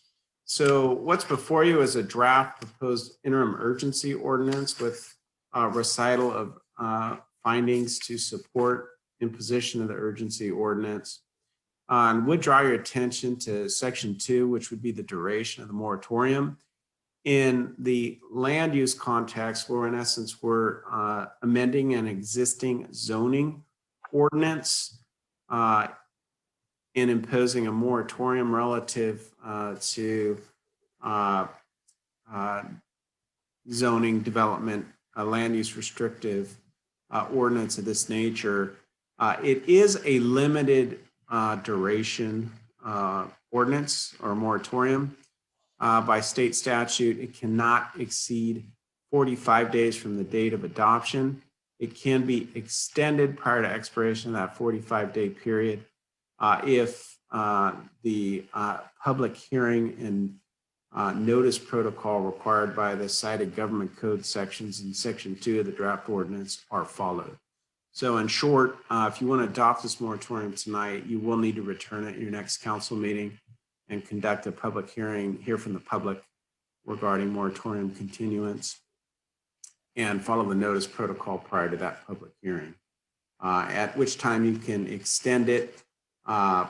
Basically, I believe it's a not to exceed 2 years. I don't have the statute in front of me, but you'd have to follow that, again, notice and public hearing protocol to extend past the 45-day period. And then the other options like are recited in the staff report. There are internal caps, as the council is aware, in the existing STR ordinance. So there's really limited potential for increased STR licenses beyond the cap. All that's really at issue would be filling the two potentially vacant existing vacant STR licenses in the affected zones. But I understand the council's prerogative and the council's concern that the STR ordinance has not been reviewed since adoption within the time period stated in the initial ordinance. So anyway, so we present those options for the council's consideration. And as the council director, we prepared a draft ordinance for council consideration tonight, urgency ordinance. I also want to note that we have our city planner, Trevor Parker, available. I don't know if she'd like to make some comments now, and then of course both myself, Trevor, and Russell will be available for any questions. So Trevor. I don't have anything to add at this time. Okay, so Jack. Okay, then I'm kind of trying to make this all clear, but we're looking at, one of the possibilities would be to just do a 1 month, hold it for a month, and then we can come back and look at a longer time. And so I think that's what we're saying. So anyway, any questions from the council? Richard, go ahead. Yeah, I'm looking at option 3 is to request the planning commission expedite a review and revision of the short-term rental ordinance. And I don't know what that means from a timeline perspective. Is that something that the planning commission could do in a month, in 3 months, 6 months? I know they have a lot on their plate with the general plan. And then we have the water shortage issue, which is going to be upon us in the next month or two. So I don't know what is a realistic time frame for option number 3. I'm not sure if anyone can comment on that. I would defer to Trevor on that, I think. Sorry. Yeah, I can speak to that a little bit. I mean, it's hard to predict. The public review process can be a little bit unpredictable. I was hoping that, I envisioned that the STR committee would sort of go through that process for us. And I thought that's what they were doing, but they haven't really reviewed the ordinance piece by piece per se. So part of it depends on the public interest. Certainly it can't be done in a month. It would be a revision to the zoning ordinance, which means it has to go back to the coastal commission. And so it's a let's say a year-long process to revise the ordinance and get it in place. Thank you. Tom or Dave, well, let's start with Tom. Do you have some comment on this? So, yeah, I guess I don't have a comment yet. I have a question. So option 3 would be, that's a separate, I'm kind of confused on what happens with the emergency ordinance. Like you said, we could adopt it and then come back at the next meeting and have a different ordinance that would be part of one of these options? No, Councilmember Davies, if you adopted this ordinance, it would create a simple moratorium on issuance of STR licenses. Okay. Of course, that the STR committee and the planning commission would continue to review the existing STR ordinance for any substantive, revisions, amendments that it might recommend to the council. But the proposed ordinance would just on an urgency basis create a moratorium. The point, what you have to come back for is in order to, by statute, that moratorium expires within 45 days unless your council conducts a public hearing at a future meeting within that 45-day period and then elects to continue the moratorium. And you can do so, I believe it's for an additional 10 months and 15 days. There's a structure within the statute. I don't have it open in front of me. Okay. You can basically keep this moratorium active for approximately 2 years while you consider these things. But you have to do that by urgency ordinance, then conduct a public hearing to continue it within that 45-day period. Okay, thank you. David, did you have a comment or question? No, it's been answered. I guess I have another question. So really these options, if you didn't approve the interim emergency ordinance, none of these, it doesn't seem like option 1 on its own would be legal if we didn't have an ordinance. Is that true? Yeah, to basically affect option 1, we need to tinker with the language of the proposed ordinance in front of you. I created a draft ordinance consistent with what the council directed previously, which was just a moratorium. Yeah, I understand. So if you tinkered to allow option 1, does that still have the requirement to meet again for public hearing within 45 days? Yeah, it will. It'll still be a position of a moratorium, just on a more targeted zone, right? STR license. Okay. But it'll still be the same process. Theoretically, we could potentially combine the public hearing on the proposed moratorium at the same time. I'd have to take a look at the protocol for that, but it might be possible. Okay, thank you. No more questions. So Russ, you're saying that at our next meeting, we could count this as a public meeting for this, or would it have to be something separate? Yeah, we'd have to agendize an actual public hearing on a proposed moratorium in excess of 45 days. Basically, you can only adopt a moratorium not to exceed 45 days without a full public hearing. Right. Well, it has to be a item by itself for a public meeting. Okay, all right. Is the council pretty clear about what we're talking about now? Are you clear about the 3 ideas? Are there any questions that you're concerned about? I'm Okay. ready for public. Is there anybody else who would like to comment or question this item? I don't see anything. I guess I'd go back to Trevor again. Trevor, do you feel any of these are a better idea for you and as part of the planning commission?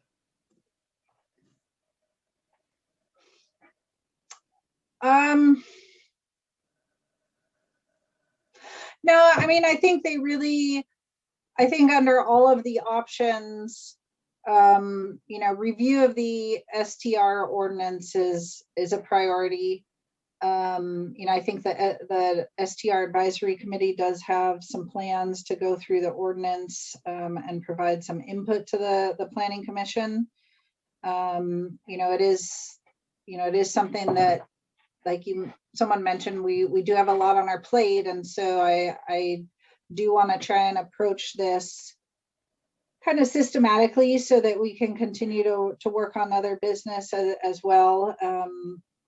In terms of the timing, It's just going to depend on the public involvement and the scope of the changes. You know, if changes are minor, they can probably get through the Coastal Commission pretty quick. If you know, there's wholesale changes, you know, additional caps and restrictions, you know, the Coastal Commission will likely want additional justification, which will take a little more time. I think the reason that these additional options were proposed was having to do with kind of managing and mitigating risk to the city. You know, should someone object to the moratorium, and so these are ways to maybe minimize those potential risks of litigation and other things. So I think that was the purpose of the options, but the review of the ordinance will go ahead regardless of which option you choose. Right. Okay. Thank you, Trevor. Aaron, I think you have something you'd like to add. Yeah, I apologize if I missed the public comment section.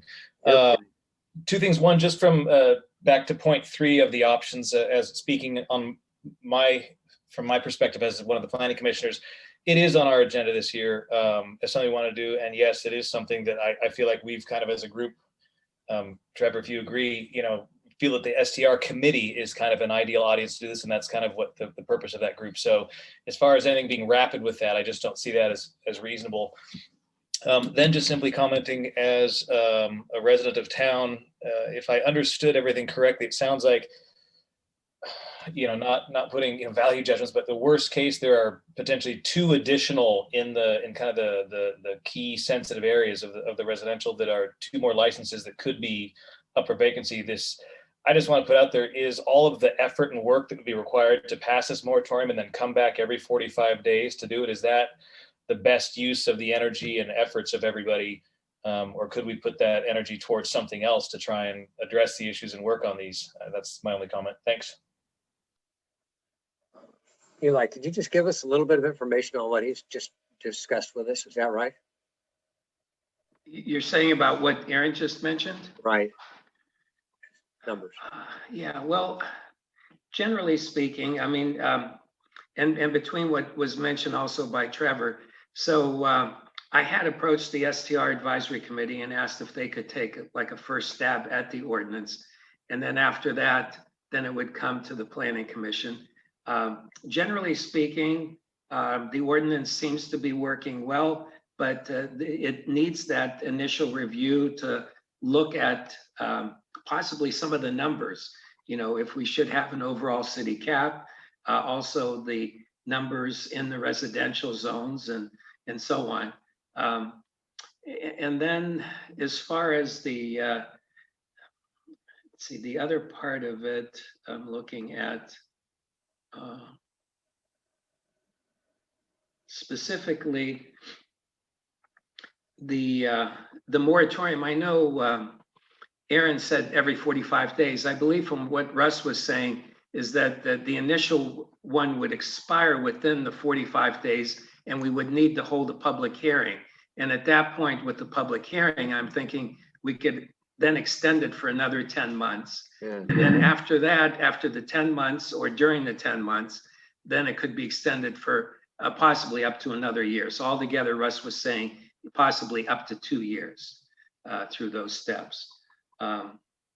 So, and then the options themselves, you know, the ordinance, and then these are things that could be added, as Tom was saying, basically to the ordinance. So in other words, you know, we could say, you know, that it's only going to apply to 2 of the 4 zones, leaving the other 2 zones open. Or we could say until the moratorium is in effect, you know, if anything had been brought forward before, that could have been used through the wait list. And then the third one, I think, is a given as far as the fact that it's going to go to the Planning Commission. It's just the fact of, you know, the council basically saying, we'd like to have it done sooner, because I know the Planning Commission had set their goals and had identified a number of things that they needed to do this year. And therefore, it would be basically being the council saying, can you move it up the ladder so that it could be addressed a little sooner? Meaning after the STR committee has taken the first stab at it. So hopefully that'll give answers to whatever questions you had. If you have any other questions specifically, Jack or anyone else, I can try, or Russ or Trevor to answer. Okay, go ahead, Richard. Yeah, I mean, from my perspective, governing is hard. And it's even harder when you have volunteers on different committees trying to get things accomplished.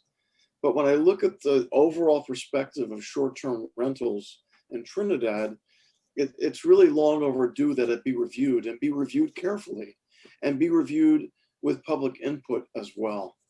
I think if we looked at the third option and reviewed it again within 45 days at the next meeting, or held a separate council meeting just in short-term rentals, we could then make a decision, if necessary, postpone it for 10 months to give the necessary committees and volunteers within the city governance to get those jobs completed and get those reviews completed. I just don't want to rush into this because much of this work is overdue, and I'm not placing blame on anyone. We're all busy. We all have things to do, but clearly it's an overdue review. And I'd like to give the city time to do it and to do it properly.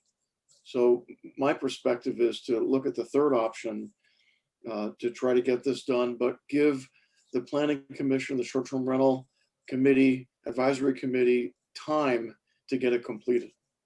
Thank you. David, go ahead. Yeah, I concur with all that too. When I was reading it earlier, that was the only one, option 3. The other two made a lot of sense, but I almost felt like we were kind of taking on everything as the counselor. So if I like the fact that, even if we're directing them to kind of expedite the process, it's going to happen when it happens.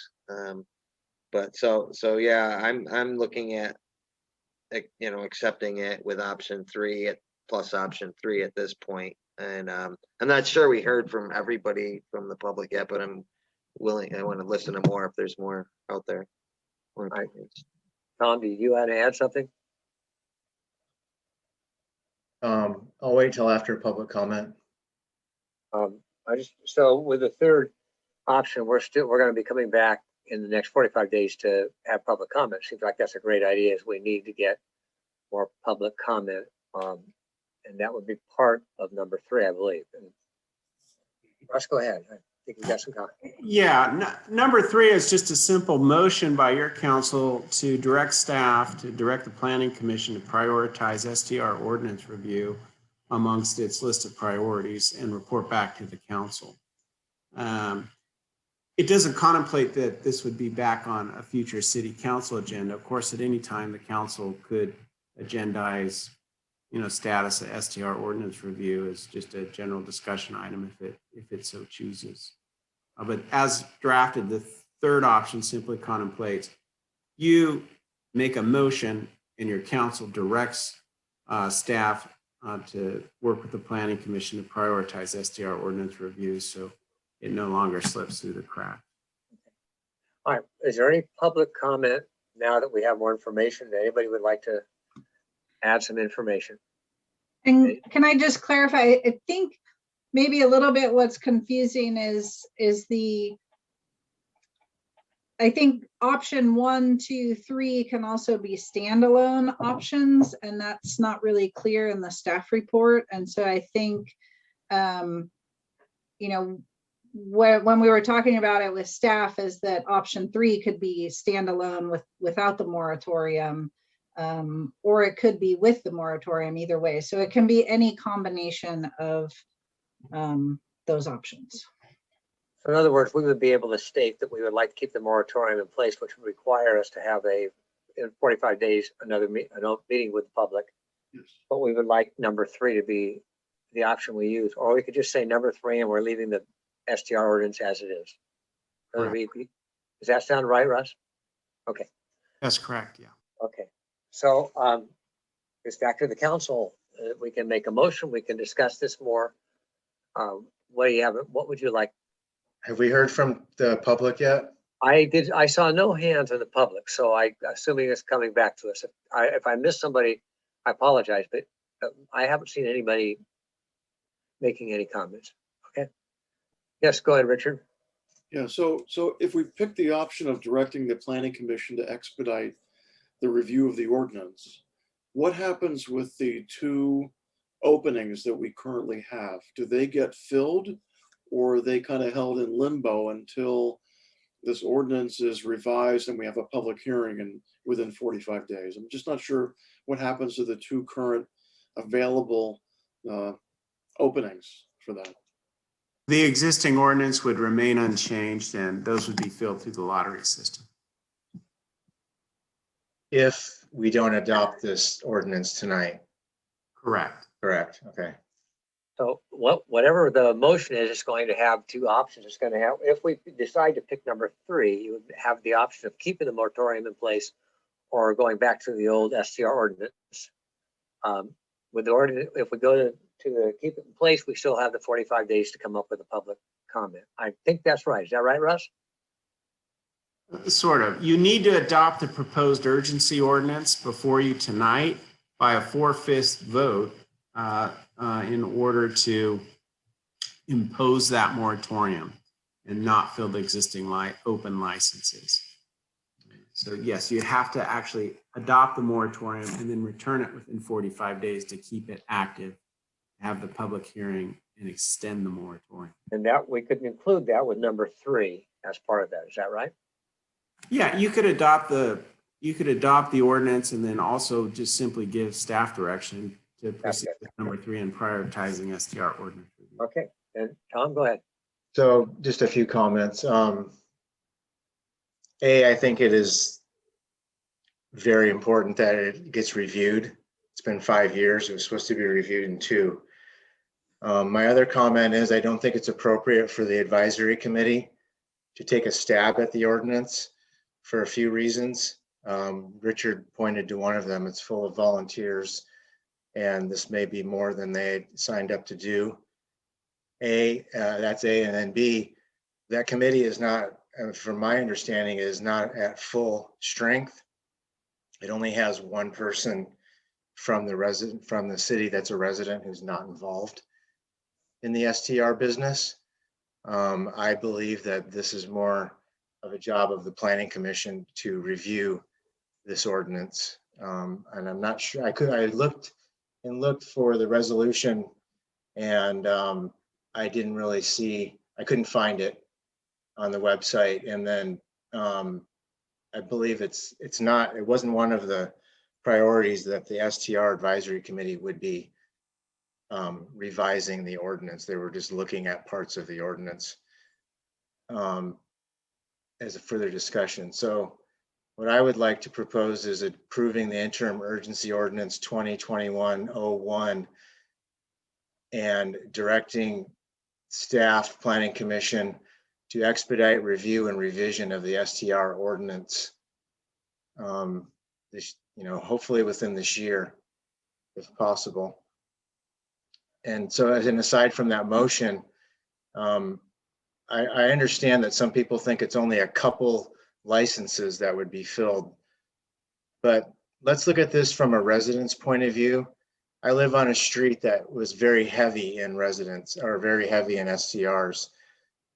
Since the COVID moratorium and some other decisions that property owners have made, the number of STRs that have been on my street reduced substantially. We now have a full-time family with children going, potentially going to our school, living down the street. We have another long-term rental. We have such a small town that 2 licenses can drastically change the decorum of a residential neighborhood. And we've seen that happen on Ocean Avenue. The people that live on Ocean Avenue have been very pleased with what's happened in our neighborhood with the resulting lowering of the number of short-term rentals. Their quality of life has been substantially increased. So that's an aside from my motion, which was to adopt the interim urgency ordinance 2021-01 and direct planning commission to expedite review and revision of the STR ordinance. One brief issue would ask Council Member Davies to include in his motion to waive full reading of ordinance 2021-01 and adopt by title reference waiver. Okay, so my motion would be to approve interim emergency ordinance 2021-01, waive the initial reading of interim urgency ordinance 2021-01 and direct the planning commission to expedite review and revision of the STR ordinance. Is that sufficient? Thank you. Gabe, do you have that? Right, maybe we should get a second on that. Richard? Yeah. Okay, we got a second with Richard. Gabe, how you doing on that one? I got it. All right. Do you mind reading it to us real quick? Sure. So I got a motion from Councilmember Davies and a second from Clompus to approve the interim urgency ordinance 2021-01, waiving the full reading and adopting the ordinance by title, and direct the planning commission to expedite review and revision of the STR ordinance. That sounds pretty good. Yeah. Okay. We're ready to, anybody else have a comment in the council? All right, then let's go on. Gabe, if you can do a count, please. Yes, we'll start with Councilmember Clompus, Yes. Davies, Yes. Rover, No. and West. Yes. All right. 3 votes yes, 1 no. Russ, does that meet the 4/5? Okay. Yes, I'll provide additional direction to the city clerk after adoption, but I believe it does satisfy the requirement in light of the absence of one council member. Okay. All right, I think that's good. We're ready to move on. All right. The next item is number 10 on the list, and we moved it up, and that is we're going to look at the discussion presentation of the 2022 budget preparation. Eli, I believe that's yours. Okay, yeah, I'll get it started and then we'll turn it over to Gabe. So the budget for this coming fiscal year will be addressed hopefully by July 1st, approved by July 1st. And yeah, I was just looking at my screen, but I realized that Gabe's putting it up there. So that's good. So it'll hopefully be approved in June. We have probably 2 meetings, our regular meeting, the second Tuesday in June, and then probably a special meeting, which will be the 4th Tuesday in June, where then the budget can be adopted. Gabe will be providing, and I'll be providing some more details, but at this session, it'll be basically a general, some general highlights of where we were with the 2019-2020 budget, and then basically where we're going to be going with the budget for the 2020-2021 year. And so I'll turn it over to Gabe, and he can go through the PowerPoint. Thank you. Can everyone hear me okay? I just want to make sure before I start talking. You're good. Yeah, thanks for the opportunity to, kick this off.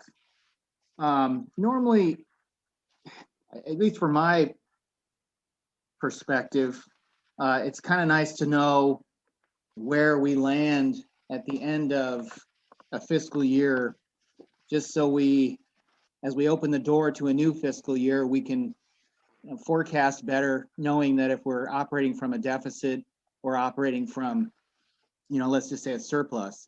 And at this point in the process, where I don't have all the information that I need, that generally comes in at the end of April. We have quite a few revenue receipts that come in during the month of April, and those have not been accounted for in the books. But if y'all have had a chance to look at some of the financial statements that were included in this packet. They're through March 31. So, I kind of figured we can take a quick look at some of let's look back a little bit so far at the 2019-2020 year and just kind of take a pulse of where we ended up or where we might end up. I think there was a document in the last year's budget that was sort of a bird's eye view perspective. And I just went down that list. I thought we'd just talk a couple of things. I mean, about some of the goals and highlights of that budget. I think we've hit most of the marks so far this year that the council adopted. The general direction the council wanted to go with the 2019-2020 budget. So here's just a couple of things I can highlight with the general fund.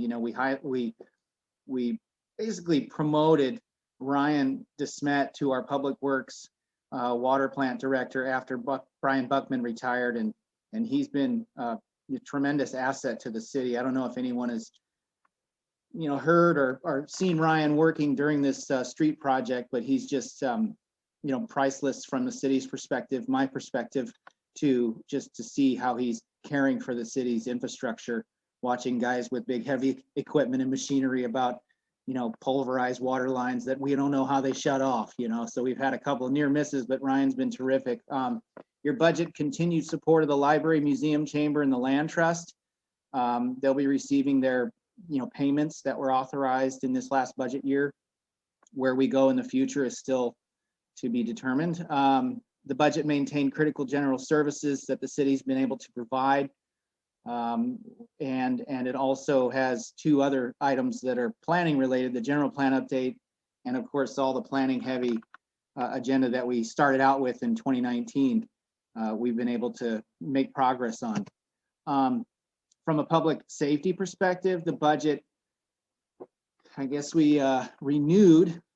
I don't know if we had much of a choice, but the contract was extended, let's just say, for a full one-time sheriff's deputy. The majority of the contract was paid this year with COPS funding, which is pretty incredible. It relieves a little bit of the burden on the general fund to cover other things. And also our budget this year has increased the sheriff's coverage with the extra half-time deputy paid with Measure Z funds. Public Works perspective, the Town Hall Solar Project. I just wanted to stop for a moment. Yeah, go ahead. Yeah, we didn't get the Measure Z funds for this past budget year.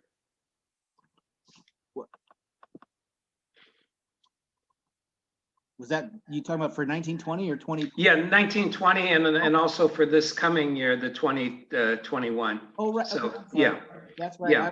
I'm sorry, everybody. We paid for that on our own. So with the COPS funding, that's what okay, my apologies. So moving forward, thank you, Eli. So with the Town Hall Solar Project, the solar panels are scheduled to be installed before June 30. We just had the solar folks here just yesterday, as a matter of fact, assessing some of the electrical needs that this panels will provide. We may not have our battery backup this fiscal year, but we'll certainly have the solar project completed. The funds remained reserved for the Civic Club room update, 10,000. COVID definitely put a pause on any improvements. Although it would have been a great time to do some of the improvements, we had to direct our energies elsewhere. So that money still is in the budget. We'll decide here in the next month or so if that continues into the next fiscal year. And we also have had a real struggle hiring a new employee for the Public Works Department. Although I am happy to say that the close of the period for the new position that is open is tomorrow, and we received one resume yesterday. So that's kind of exciting. Hopefully we'll have a new employee, a third employee, and we'll be working at full steam. The water fund, we were able to repair the 2 fire hydrants at the Van Wyck and the harbor. Those were on the budget as a priority back in June, and those were accomplished. We've got the Luffenholtz Creek flow monitoring process underway. And we also have been working on the drought contingency plans. Those are 3 items in the water fund that the council wanted to accomplish, and we've been able to do that. Streets, the slurry seal project was finished this year with gas tax funds, and Scenic Drive was striped. And then the grants, we got 2 grants that are gonna happen this year. The connectivity project will finish, stormwater will begin in about a month or so. Here's a couple of misses. I think we targeted, we didn't get them done. The rate analysis, which should be prioritized, I think this year, you know, every year that goes by, we're not making our money, making ends meet in the water fund is not a good practice. So I think we hit a major roadblock a couple of years ago when we had to contemplate sending the rate analysis out to a bid, and you know, going to bid is complicated, and just the process is like molasses. It slows everything down, and then pretty soon staff gets consumed by other things. So hopefully we can kick that off in the next budget year. Trails maintenance, it's difficult to get anything done around the trails, to be quite honest, with you know, whether it's politics or sensitivities with regards to the permitting processes. So that money still sits in the budget, and hopefully we'll kind of keep that maintained for the year to come. And you know, from a staffing perspective with the consultants, we budgeted $5,000 this year for the last 5-6 years for city attorney. That was, I guess, a gift from the last city attorney to the city, but we are realizing the reality of having a you know, a city attorney in terms of the budget. So that's something we'll have to add to this upcoming year budget. Just wanted to touch on some of the revenue sources, just so that we all kind of have a good understanding of where the money comes from that funds the city, that fuels some of the things that you enjoy, whether it's public safety, streets, beautiful trails, clean beaches, property taxes, sales taxes, which the sales tax was renewed this year, back in November. That will begin, or should I say renew, on April 1st for another 4 years, which is a nice thing because it gives us a chance to, you know, work into the future as opposed to like working with a timeline that could expire. So this will give us a 4-year outlook this year if we need to kind of look into the future. Transient occupancy taxes, of course, 10% tax on overnight stays. Licenses and permits is a big one. Business licenses, planning permits, STR licenses. And then, of course, there's rent, franchise fees we get from the Trinidad cell site, PG&E, Sudden Link, and the harbor lease. And the city makes a good amount of money on interest earnings in a good year. Supplemental revenues, Measure Z, that is not happening. And as Eli noted, I was a little quick to the trigger on this one. We did not get Measure Z funds last year. So, you know, that's coming out of the city's general fund, partially afforded by the COPS fund and the general fund. COVID relief, these are some, these were kind of exciting for us, Eli and I, this year with the $50,000 that was received. That probably actually paid for your halftime deputy, most of it. And then I guess this upcoming year, we're supposed to see another relief package to the tune of approximately $65,000. The holdover period for the Trinidad cell site continues. We're going to budget this year for about 6 months. Whether it continues beyond that, that's we'll stick conservatively with our estimates and predictions.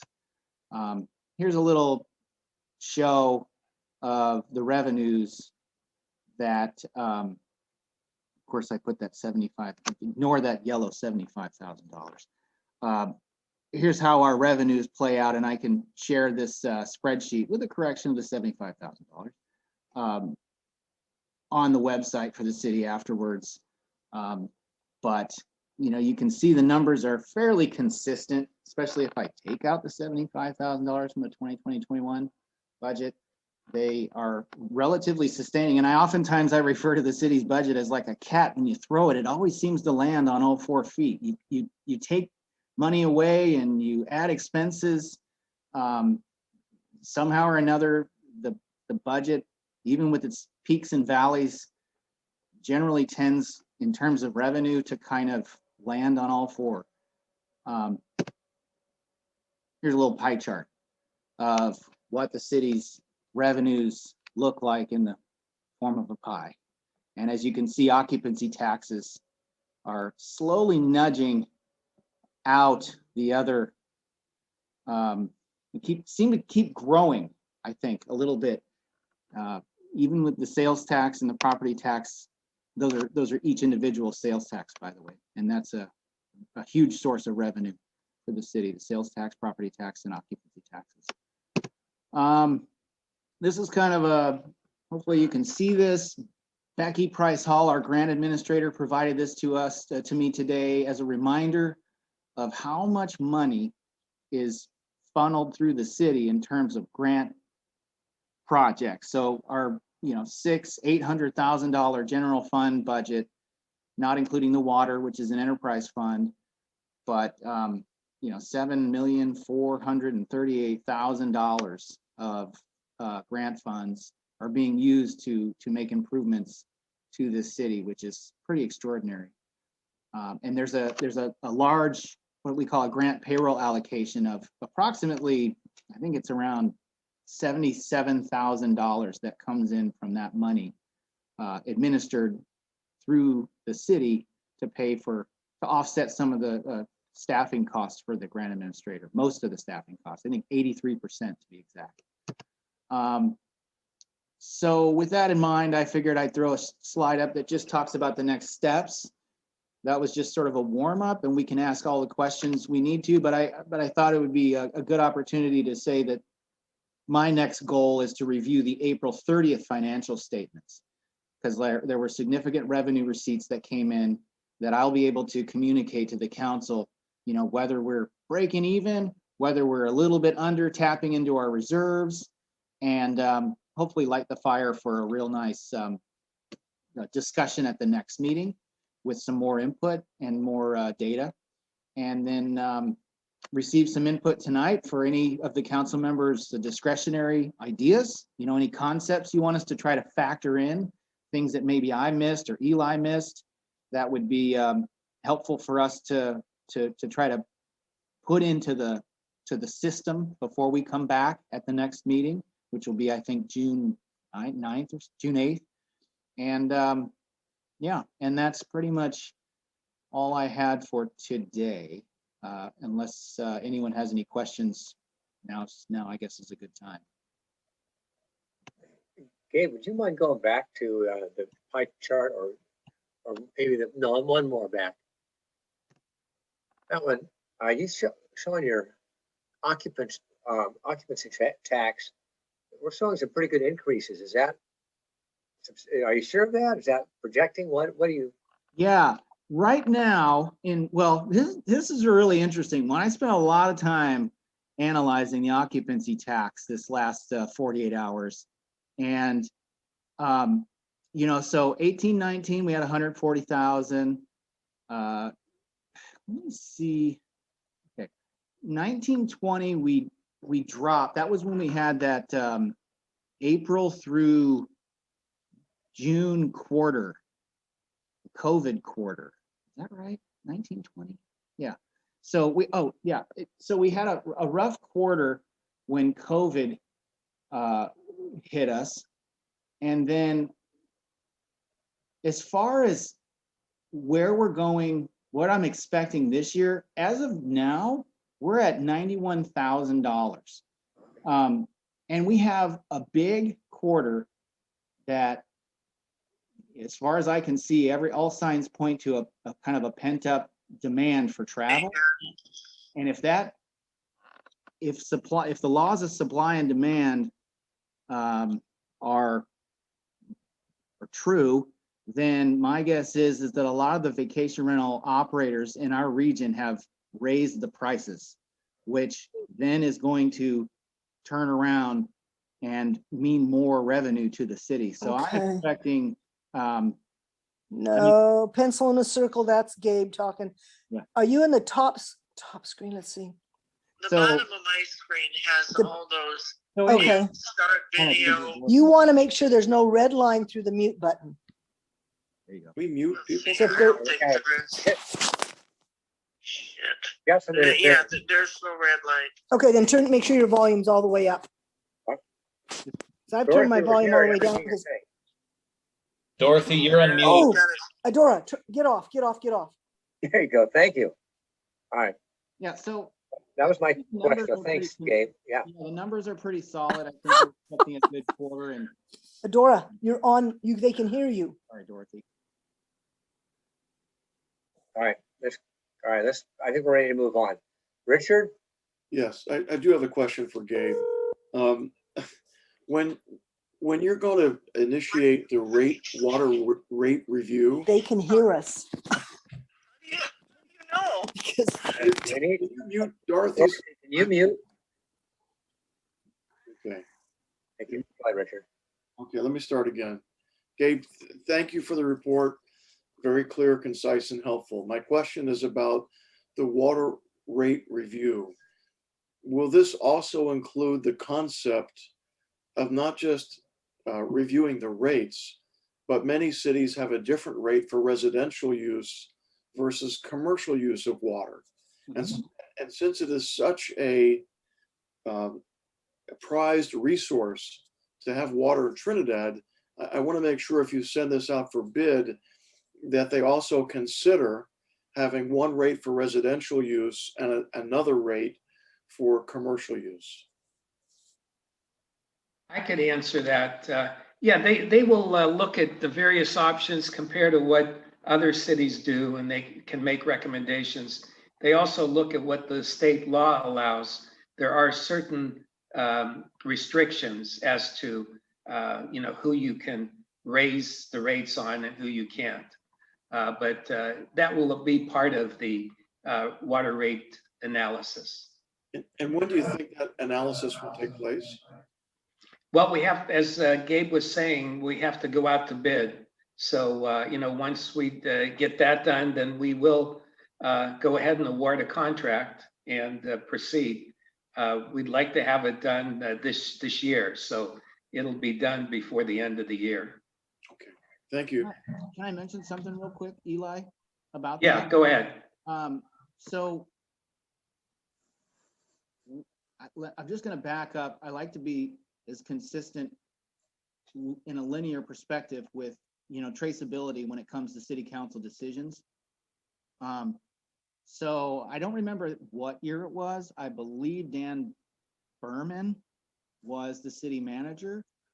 We attempted this, I think that would have probably been 3 years ago, maybe. We attempted to go through the rate analysis process with our city engineer, who has a tremendous amount of experience and knowledge with the city's system and process. The council at that time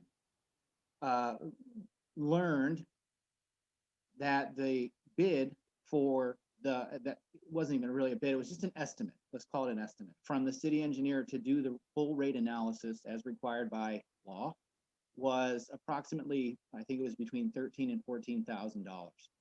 And I think at the council at that time said, whoa, hold your horses, can't we get this done cheaper? And directed the city manager to put the process out to bid to see if there were any other firms that would be interested in doing this process for the city at a lower rate. And, that's what held us up. So we could, as a matter of just the budget, authorize, if we got a new estimate from our city engineers, we could authorize them as an action item in the budget to proceed with that, which would expedite the process. But that's up to the council, and I believe that the traceability would show that the council wanted to go out to bid. It didn't. So I would say as a budget action item, that would be a decision loud and clear to kind of reverse that course. All right. Thanks, Gabe. Are there other questions? And I want to follow up with what Gabe said, but let's look at questions from the council. I can't see David, so I can stop sharing. yeah. Is that okay with everybody? We stop sharing? All right, go ahead, Gabe. Go ahead, Tom. Question for you, Gabe, regarding TOT. Uh-huh. Are we still part of the 2% T-bid? No. Okay, so maybe it's possible to entertain an increase in TOT, because with that, Trinidad's TOT was 12%. Right. Now it's 10. It wouldn't be a change in fee for, customers or whatever. It's a potential area to raise funds. Yeah, the Humboldt, the T-bid, Tourism Business Improvement District voted that out January of this last year. It was a self-imposed reversal of their process. It was interesting. Any unit that I believe had, it was a minimum number. Like if you didn't have a minimum of like 5 units per location, then you didn't have to pay the 2% anymore. So hotels, bigger institutions will have to put that bill, but all the city's short-term rentals and the bed and breakfast, none of them qualified. Yeah, so we'd still be in line with many places. Sure, that would in be Trinidad and in the county for tax. Not that it would prevent anyone from staying here. Right. So there's an idea. Yeah. Richard or David, do you have any comments or questions about the budget? I don't at this time, because I know he said there's a lot going on this month. So I'll probably have more questions next month. All right, Gabe, it looks like we left with a few things to consider. Do you have any, are you good with what we've talked about? Yeah, I got it all. Okay. Eli, do you have anything else, or should I move on? Yeah, no, that's fine. I was taking notes to make sure that we follow up on some of those items, so we certainly will. And yes, we can move on to the next item now. Okay, thank you. All right, we're going to move on to number 5, which is number 4 on your list, the discussion decision to remove COVID signage at trailheads per the Trails Committee recommendation. And Tom's explained some of this. Eli, do you want to start with that and then go to Tom? Yeah, that'll be fine. I'm gonna put my light on here. Okay. So at the last Trails Committee meeting on April 20th, the Trails Committee recommended that the city remove the COVID-19 protocol signage at the various trailheads. So that was signage basically telling people what they should be doing to be safe when they're going on the trails. And basically the conditions have improved overall because of vaccinations. But Humboldt County does currently have the second highest per capita count of new COVID infections in the state. And the signage, most of the locals are, maybe familiar with it, at least the ones who patronize our trails. But during the summer season, we get a lot of visitors from outside the city and outside the county, of course. And as a result, people who are from outside the area, possibly from other states, may not know what the proper protocol is that we would like to see in our county. So the suggestions for actions would be either number 1, to remove the signage, or number 2, to keep it in place and reconsider it at a later council meeting, such as either June or July. The vaccinations, for instance, the conditions in the state hopefully will be improving by middle of June 15th. And then the vaccinations, the target was by July 4th to have, where people can actually do more things than they've been able to do in the past year. So I would suggest possibly keeping it in place until our next council meeting, and then we can have it either be triggered mid-June or have it basically be lifted by the 4th of July weekend. So I'll turn it over to Tom. Okay, thank you. So we discussed this at the last Trails Committee, as I mentioned before, and the consensus was to remove the COVID-19 trail signage. I mentioned in my report, the CDC's guidelines have gone from wearing masks at all times to most likely not necessary outside when people are passing. California Department of Health has also adopted this stance. At least one of the signs is being used as a complete barricade to a trail, so that people cannot go down the trail. You can't move it. It's heavy. It's got sandbags. So that's the trail committee recommendation. So I put it before the council to ask questions or discuss this. David, go ahead. As far as I know, CDC guidelines are what he just said too. When you're outside, it's becoming more and more optional now. We got about a third of the country vaccinated. Most people over 60, most older people. So I would go with the Trails Committee recommendation too, because you can. It's time to do that. But if the other members think it's better to wait the extra month, I'm not really opposed to that. Headstrong about it. Thank you, Richard. Richard, go ahead. Yeah, I just looked at the CDC guidelines, which indicates masks may not be necessary when you're outside by yourself, away from others, or with people who live in your household. So, it really depends who you're with or who's around you.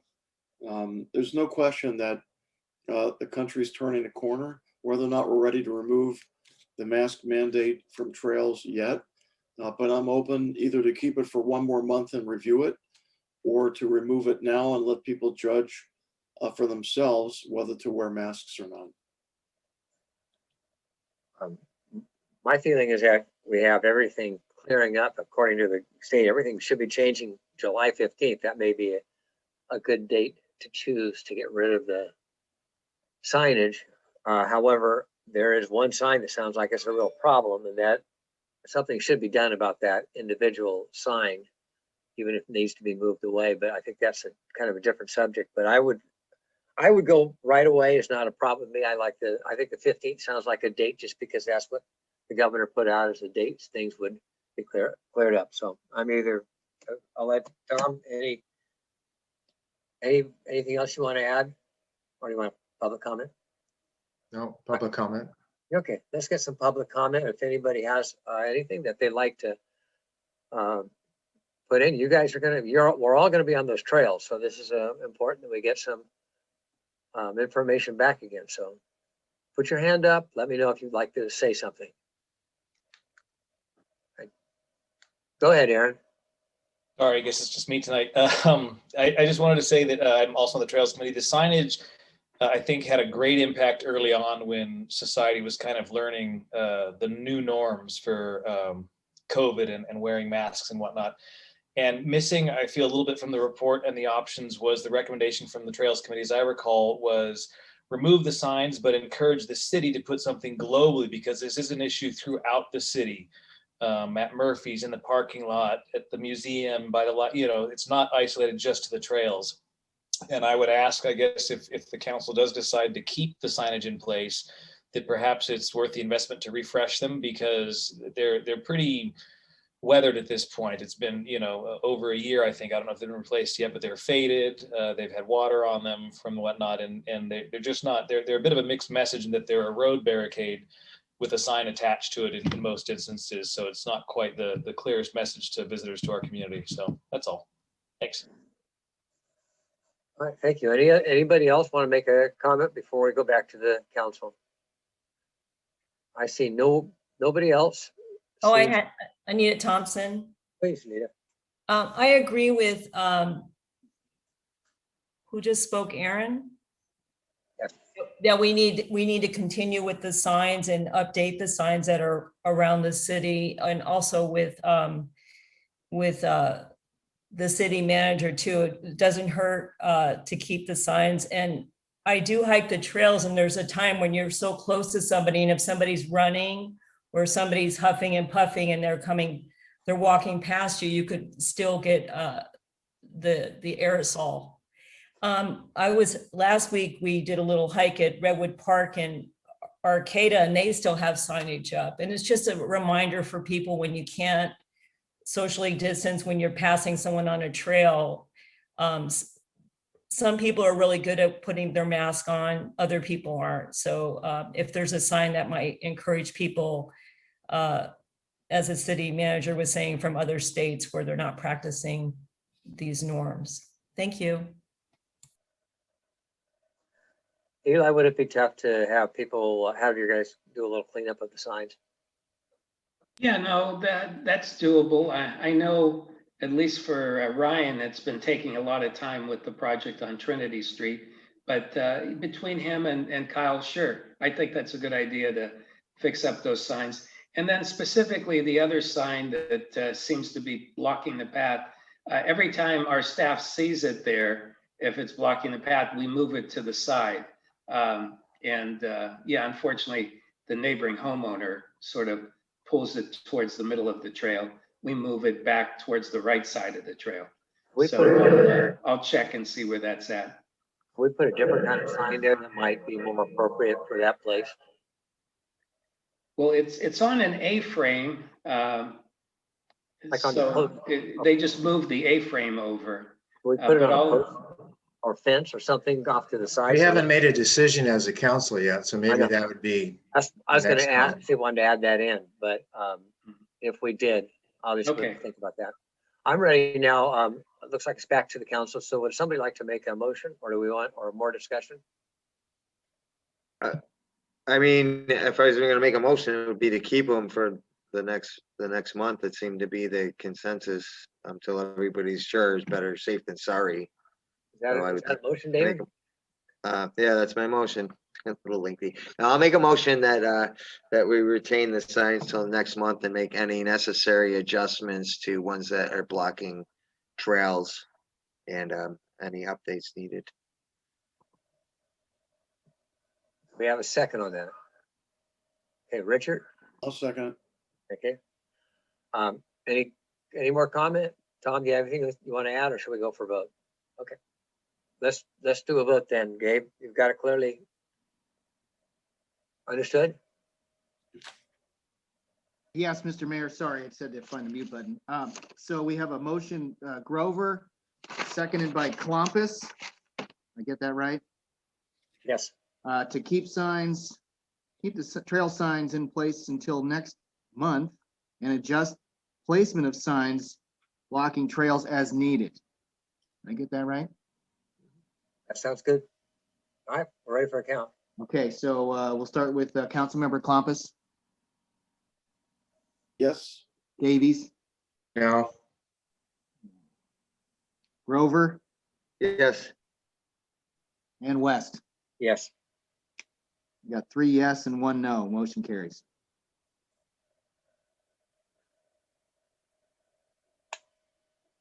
Okay, we're on to the number, the sixth item. It's number 5 on your list, but it's the discussion decision regarding resolution 2021-05 restricting overnight parking on the north side of Main Street. Eli, I think this is your topic, so let's give us some information. Okay. So at the last council meeting, it was voted upon to to place signage along Edward Street. It was also mentioned about Hector Street. However, we had walked that area, myself and the mayor and Mayor Pro Tem, to see exactly where signage could be placed, and found that the 2 sides of Edwards would work well, but that Hector was already too narrow to have any parking on it to begin with. So, we don't want to just say no parking overnight. We just don't want people to park there. So now we mentioned at the last meeting that we'd like to address the north side of Main Street.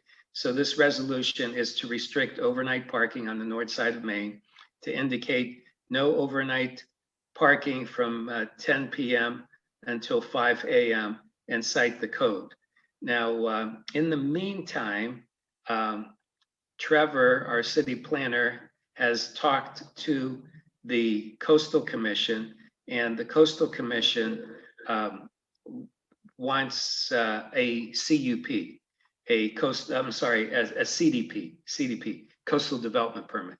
So we'll need to get a coastal development permit. So we could still approve this. The resolution is attached, but and then the wording in the resolution, the whereas clause should read north side of Main Street. It says north side of Edwards, but it's both north side of Main.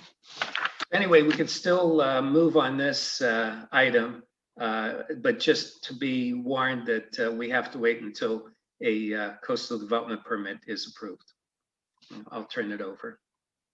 And I see Russ is here. I don't know if Russ has something he'd like to weigh in on this one. And Russ, Not as to this item, no. okay, Richard, go ahead. Yeah, it looks like the penalty of this may be that the vehicle may be removed by order of a city police officer. So if someone does decide to park overnight, the police officer, I guess, would knock on the door, the window and say, hey, you got to move. Or if no one's there, it gets towed, but there's no ticket. There's no violation ticket given for this overnight parking. Yeah, we can have, you know, an amount if you'd like. Once we have the code section in there, the police can write a ticket. So our deputy sheriff can write a ticket, since they can cite that the code, because the code provides that by resolution that we could prohibit parking there. So we could come up with an amount for that. And now, since Russ is still here, I don't know if that's something that we need to have in the resolution, or if that's something that you know, we could leave it up to staff and the deputies, because it's prohibiting parking, and just determine what an appropriate violation would be. Yeah, Trinidad Municipal Code. So we'd refer to the code in terms of potential penalties that can be imposed as a component of the violation, but it wouldn't be something we'd address in the resolution. Yeah, All right. Oh, go ahead, Richard. you know, if someone's parking illegally overnight, to me, it'd be better to give them a ticket and have them leave than call a tow company that could run $200 or $300 or $400. And even, are you going to find a tow company that's going to tow an RV? That may be impossible. So giving a ticket would be helpful as well. It may restrict people from repeating the, you know, the parking overnight, put it that way. Tom, did you have something you wanted to ask or add? No. Okay, David? No, I was kind of curious about the threat of tow too, though, like when you call. I mean, that's kind of like finding some, because they have to pay for their car to get out. I don't know. So that's something that can be worked, though. It sounds like just approving the resolution sounds like the way to go tonight. And then we can hash out some of the rest at the end. Yeah, personally, I was not thinking of towing, you know, unless I guess we end up with a problem. I was just thinking, number one, the sheriffs indicated that they need something posted in order for them to ticket. And, you know, they could always give like a first time warning, tell people that, you know, they shouldn't be parking there, they should move on. And then the second time they can give them a ticket, or they can automatically give them a ticket if they're parked between 10 p.m. and 5 a.m. But yeah, towing would certainly not be the first or second step taken. You know, if there's a repeat offender, that would be a different story. Yeah, I agree with that. Oh, sorry, Russ, go ahead. Yeah, just briefly, I believe that we have the protocol in place under the parking citation process under the existing municipal code at section 10.10.010 at set. So I believe we already have the protocol in place to issue a citation rather than a forced tow. But we'll review that, as it will go into effect only after the CDP approval anyway. We will take a look. Yeah, I believe that if we have a officer up here or somebody calls an officer to move, to get somebody to move, if they bang on the window and wake them up or whatever they have to do, they're going to want to get out of there. They're not going to want to stay. So I think, I don't think that would be a problem. I guess the only thing we had talked about earlier was just, do we need to have a place for locals if they need to park? I'd like to return to that sometime and discuss if we want to give out some kind of pass to people who live in Trinidad who may need to park on that side if necessary. Other than that, I think it's a great idea. So do we have anybody in the public who wants to ask a question or provide information or any, yes, Aaron, of course. I know, right? Why stop now? I guess just two questions, and I'm a little late to this topic. One, you kind of raised the issue of residents being able to park, but I guess maybe the continuous thing, is I guess as long as we're moving our cars, I know some of us might have a car that gets parked for a length of time. And then my other question is there any concern, has there been any previous discussion about the piecemeal approach to this and the concern for, is it more advantageous to put one sign at the entrance to town saying, hey, past this point, or do we want to piecemeal songs along this street for now? And then when folks realize legally I can move my vehicle to a different street that's not, specifically listed or enumerated by the city. So I don't know if it's worth contemplating that as you guys move forward with this. That's all. Thanks. Yeah, we did have a discussion about that, and just that there are limitations on what we can do. So this seemed like a good start. I think the idea of a sign is I think something we'll be thinking about as we go forward. And we also have a traffic study coming along. Hopefully that'll answer some questions, but we thought this might be a start at least to get the people off the streets where they are parking easily. Eli, do you have anything else, or is that good? Are we covered now? Yeah, I think we've covered everything. Okay. All right. So if there's no other public comment, and I'm still looking for anybody who might want to raise their hand. Bryce, do you want to say something? Oh, no, I'm sorry, Bryce. I thought your hand was up. It isn't. Anybody else? All right, then we're back to the council, and we need, we've got we need to get a motion in place. I'll make a motion that we approve resolution 2021-05. All right, have a second? Second. All right. And of course, the resolution with the wording changing Edward Street to Main Street in the now therefore be it resolved clause. Okay. Well, and we had a second from, is that all right, David? Yeah. Yeah, I don't have to add that. I'll just, him adding it should be good enough. The verbiage change was a good. I think Tom got a second on that one. So Gabe, look like we're ready. Okay, we have a motion and a second to approve resolution 2021-05 prohibiting overnight parking on the north side of Main Street. And we'll start with Councilmember Klompus. Yes. Davies, Yes. Grover, Yes. and West. Yes. Motion passes unanimous.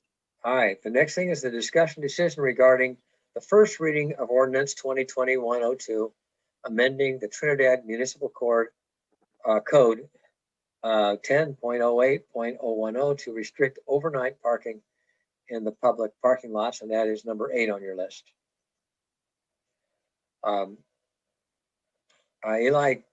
Yeah, I'll get it started, then Russ could weigh in if, so basically we were talking about problems that have existed in public parking lots, specifically the parking lot where the museum and the library is, where people have been staying overnight parking there. So our attorney had pointed out that, yes, the current ordinance does allow by resolution when you're dealing with streets and alleys, but it does not mention parking lots. So therefore, we would like to add the wording public parking lots so that they would be prohibited by this code. So we'd actually be adding to an existing ordinance that simply addresses public streets and alleys and then include parking lots to it. So I'll turn it over to Russ if he has any more comments. Yeah, it's a slightly more nuanced than that. We would need to change the existing ordinance. Obviously, the purpose of a parking lot is to park, right? So we need to be clear that a violation would only occur when parking on a public parking lot enumerated by resolution of the city council occurs in a manner contrary to the restrictions created by the signage. So, for example, you could have a sign in a parking lot that says no overnight parking and very clearly puts the public on notice prior to any citation issue. So in order to do that, we would need an amendment actually to the existing ordinance text that doesn't reference in any respect public parking lots. So this is actually the formal ordinance amendment protocol. This will require 2 readings. So if the council wants to proceed as previously instructed, the recommendation be that the council make a motion to adopt ordinance 2021-02, waive full reading of the ordinance and waive the full first reading, and then return it at a subsequent council meeting for potential adoption. Right. All right. Any, does the council have some questions? Tom, go ahead. Does this one also require a coastal development permit? I think I was not part of those conversations, but I think you should. Yeah, this would not require a coastal development permit because it is a parking lot that we could regulate the parking lot. It's not the street.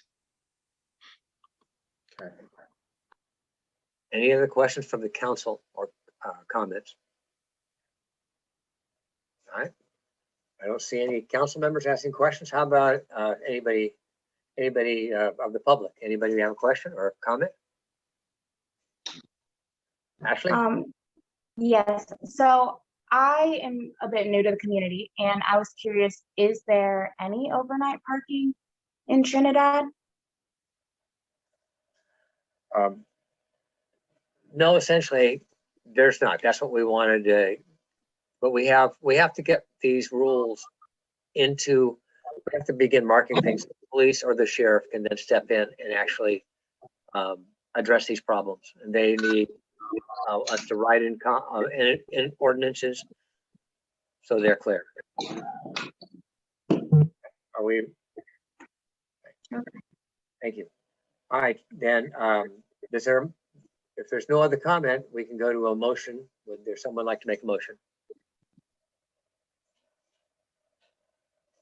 I move we adopt ordinance 2021-02, the waiving of the full first reading and bringing back for a subsequent meeting for possible adoption. How was that? Second it. All right. Okay, we got it. So we got a first and a second. Any other comments? All right, then let's go to Gabe. Let's hear what you got. Okay, I've got motion by Councilmember Davies, seconded by Grover to adopt the first reading of ordinance 2021-02, waiving full reading and approving by title, amending municipal code 10.08.010 to restrict overnight parking in public parking lots. Well, you got that. Tom did a good job, didn't he? And we'll start with Councilmember Klampus. Yes. Davies. Yes. Grover. Yes. And West. Yes. Motion passes unanimously. Great. Councilmember, I'm sorry. Sorry to interrupt. That's fine. We proceed to the next agenda item. There is a point of order I need to call the council's attention to regarding the urgency ordinance adopted 2021-01, item 3. So during the previous agenda items, I did review further the supermajority vote requirements in the context of Government Code 65858, the urgency moratorium imposition. There is one California case that interprets that ordinance to require, in fact, 4 votes. Typically, for any city council action where there's less than full council present, a supermajority is satisfied by a supermajority of the remaining votes. In this circumstance, it appears as if 4 votes are actually required to impose the moratorium. As a result, the ordinance would then fail. So with that stated, the council should be aware of that fact. We'll give a formal legal opinion to the city manager and staff prior to any imposition or enforcement of that urgency ordinance. But as a result, lacking 4 votes, it appears to not pass. And if I recall correctly, I believe Mayor Ladwig recused himself on this item previously. If I recall. So what's our next step? may never have the requisite vote. Anyway, go ahead. Does this mean it goes back to the original, the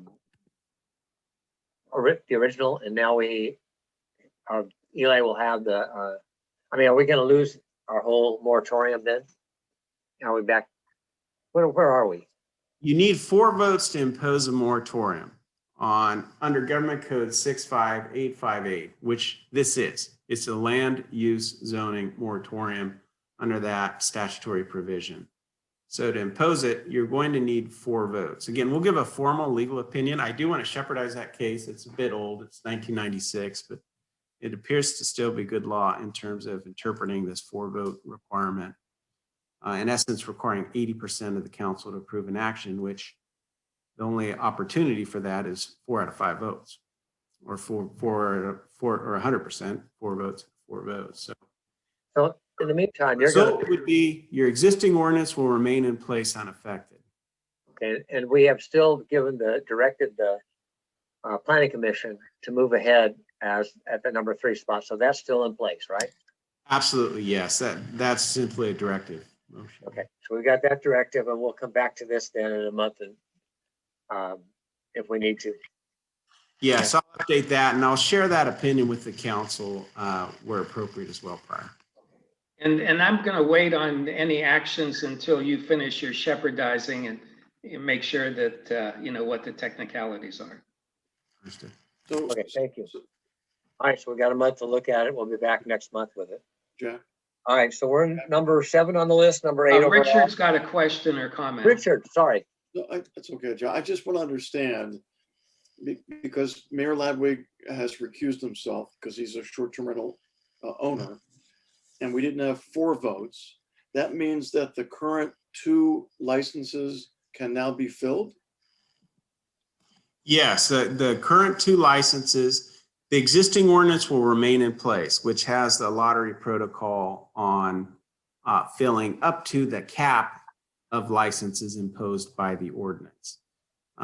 If the other options for the council is if the dissenting member were to reconsider, we could always return it to the agenda and potentially get unanimous consent to imposition of a moratorium.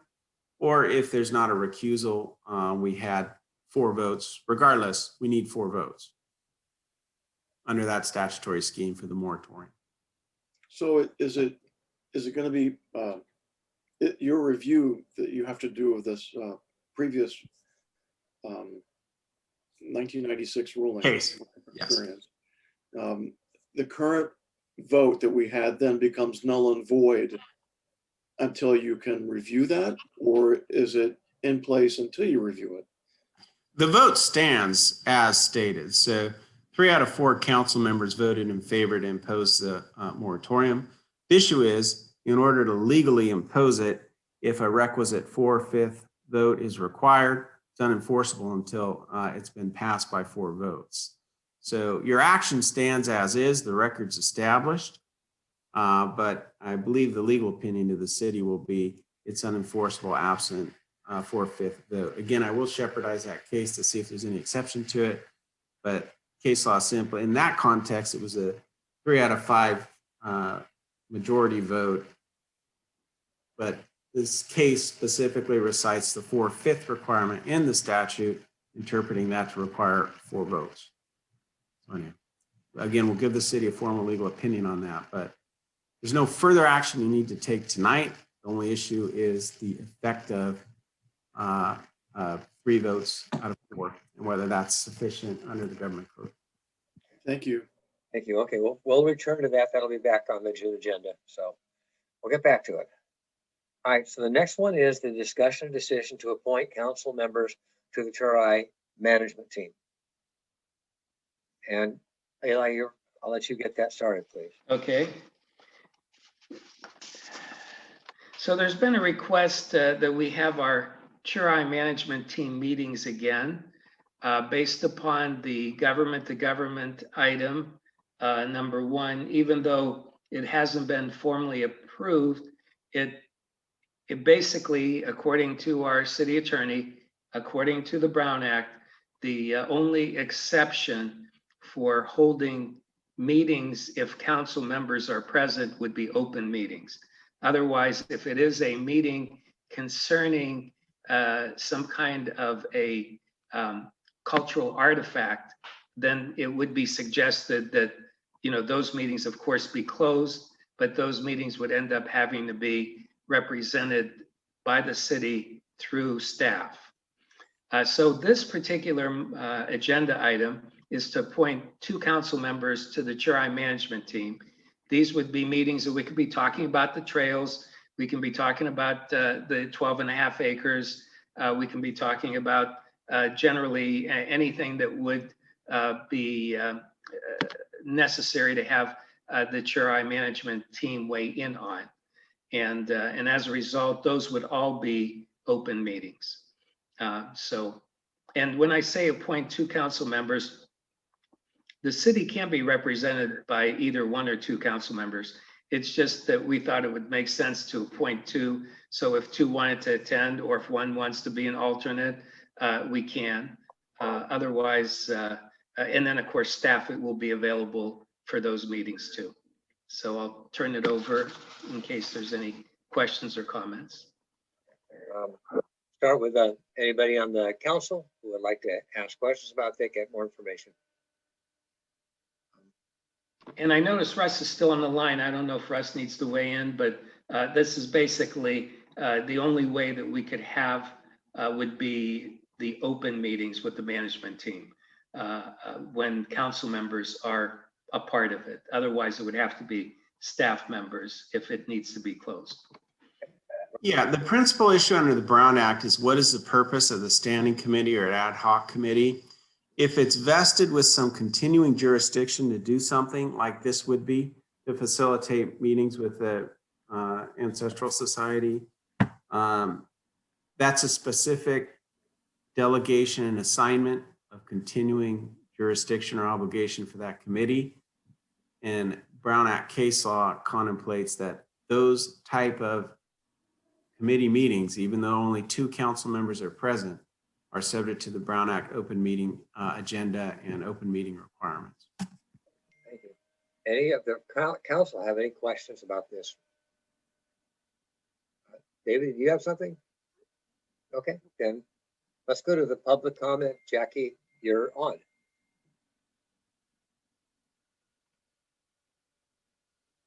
Thank you, Jack. With all due respect to the tribal or the city council, Trinidad Rancheria believes it would be premature to resume Tri management team meetings while this very matter is being litigated. And also, we're just on the verge of engaging in mediation. The litigation is going towards mediation. And we would recommend that the city's legal counsel may need to review this and advise, because as per an email from Russ Gans dated December 3rd, 2020, regarding the consultation policy, to me personally, he indicated that targeting issues subject to pending litigation not yet adjudicated would not be appropriate. So these are matters that are pending and not yet adjudicated, because the very thing the Rancheria Tribal Council has requested is to be part of the Tri management team.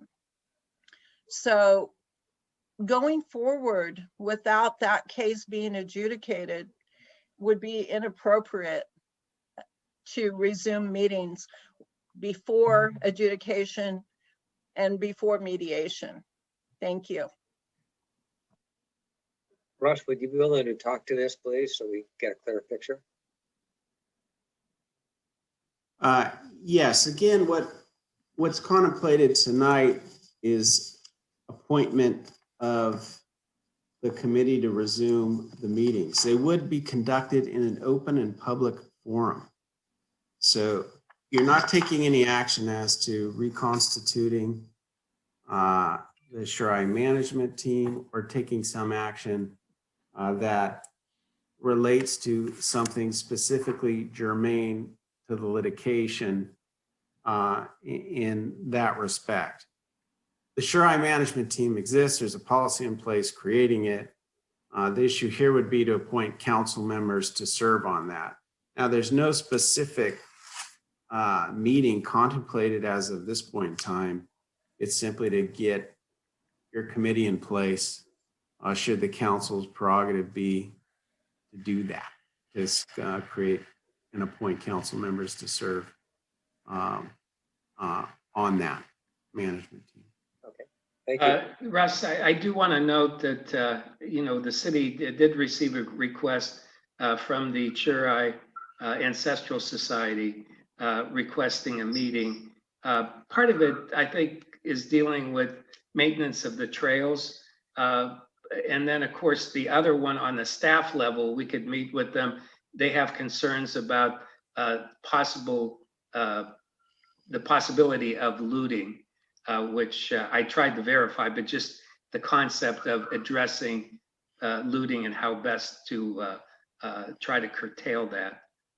So those are two things that are basically on the table. One of them would need to be addressed in a closed session with staff, but the other one was a request to have the meeting with the management team. I would think basically to address maintenance of trails as one issue, possibly others, because we haven't had a meeting of the management team for I believe a couple years now.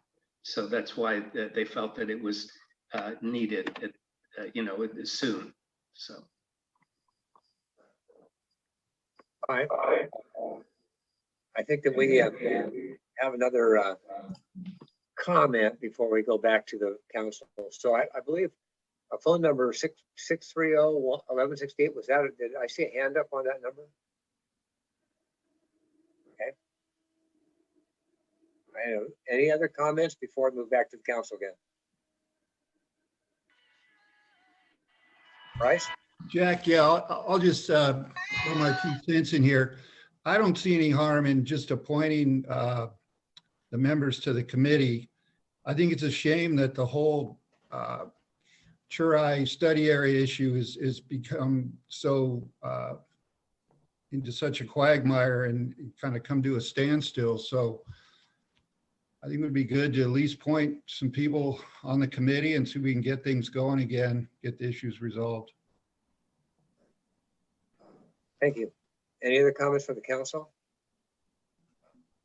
I'm going to make just a quick one that I think if we do, whoever we choose, I would like to make sure that we are going in the right path. So it will depend a little bit probably on Russ to make sure that if we get into meetings that that's clear that these things are proper. We're not interfering with anything legally. So the next thing we have to do is we have to come up with who would be interested in being on the management team. I know I've been on it before and I'd like to stay on it. So I'll put myself out there. Is there someone else who would like to be part of this? Yeah, I'd like to be part of this too. Okay. It's been a big part of my education and my time here in Humboldt. Great. Richard or Tom, do you have any comments on that, or would that sound? Yes. Yeah, I'm really interested in the water committee. I'm part of the mediation team to try to settle the lawsuit, and I don't want to get conflicting positions by trying to be on both sides of an issue. Okay. I like to pass, although I'm interested, I like to pass for this committee for other reasons. And I'm also supposed to be that with Richard too, so I don't mind bowing out too if somebody else wants to break Tom, it are up you- and spread. I'm sorry, David. Are you interested, Tom, or? Okay. Steve's not here, so, do we need to, do we need to have a motion on this, Eli, or is it just, we just give you, tell you who wants to be with it? Well, Russ is also on the call, but I think, we're basically, I guess the agenda item does say appoint council members, but generally speaking, a lot of times we just ask people to serve on committees and who wants to volunteer to serve. So I'll let Russ answer that as to if it has to be done formally or just accept you as a volunteer, and then at the next meeting, see if Steve is interested. Yeah, for clarity of record is you should have a formal motion to appoint the designated council members to serve as an ad hoc committee or standing committee for that purpose. If you're not certain, or you may want to appoint the mayor to that, you can always push this to the next meeting. Yeah, that's fine. I think we can do it. I guess probably Richard or Tom, would you like to make a motion?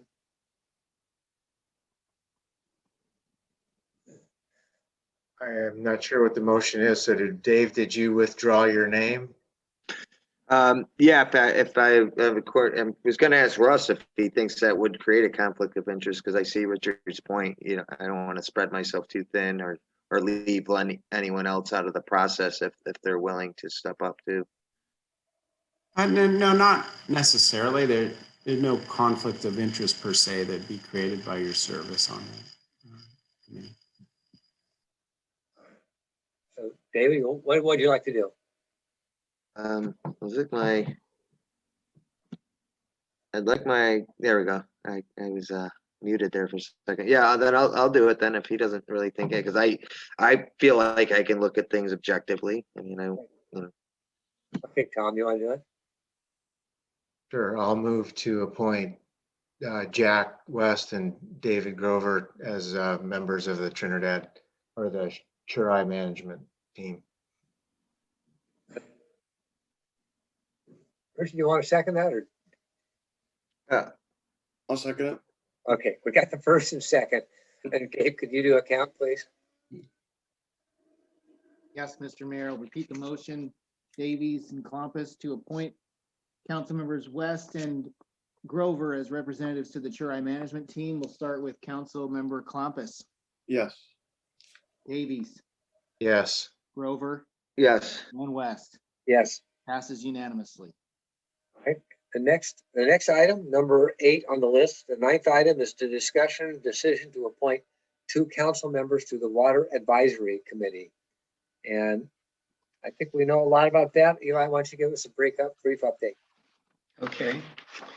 So during the past few months, the city has talked about establishing the Water Advisory Committee, and I believe it was at the last meeting that we officially approved the composition of it, which is 2 city council members, 2 members of the public, and then 1 planning commission member.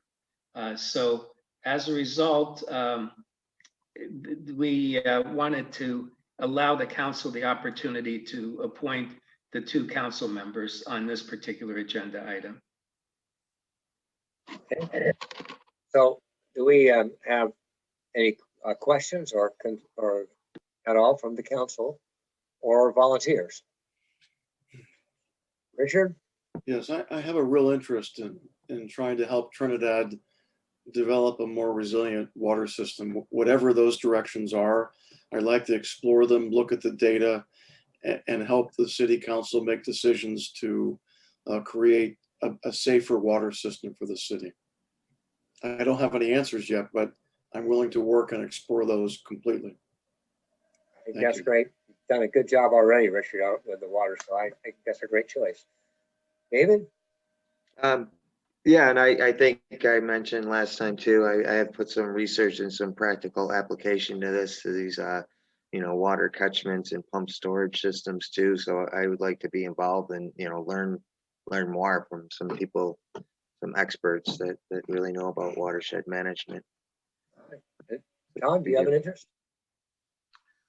I would have an interest, but I know that Richard and Dave has mentioned this for the past couple of meetings. And so I would defer to them, and I don't know if we needed an alternate or replacement in the future, I would put my name forward for that. Right. And I agree with that. I think it's great. You two guys would be good choices. Before we go further, is there anybody in the community who would like to add any information or any suggestions or questions? Yes. Paula, do you want to say something? You got to unmute and let us hear you. Is that just good? All right. All right. That's a positive. Anybody else? All right. Doesn't look like anyone else is saying anything. So I'll make a motion that we accept Richard Columbus and Dave Grover on the Water Advisory Committee. Tom, do you want to do a second? Okay, we got Tom as a second. Second. All right. Gabe, we're ready to take a vote. Thank you, Mr. Mayor. We've got a motion by Councilmember West and second by Davies to appoint Councilmembers Columbus and Grover to the Water Advisory Committee.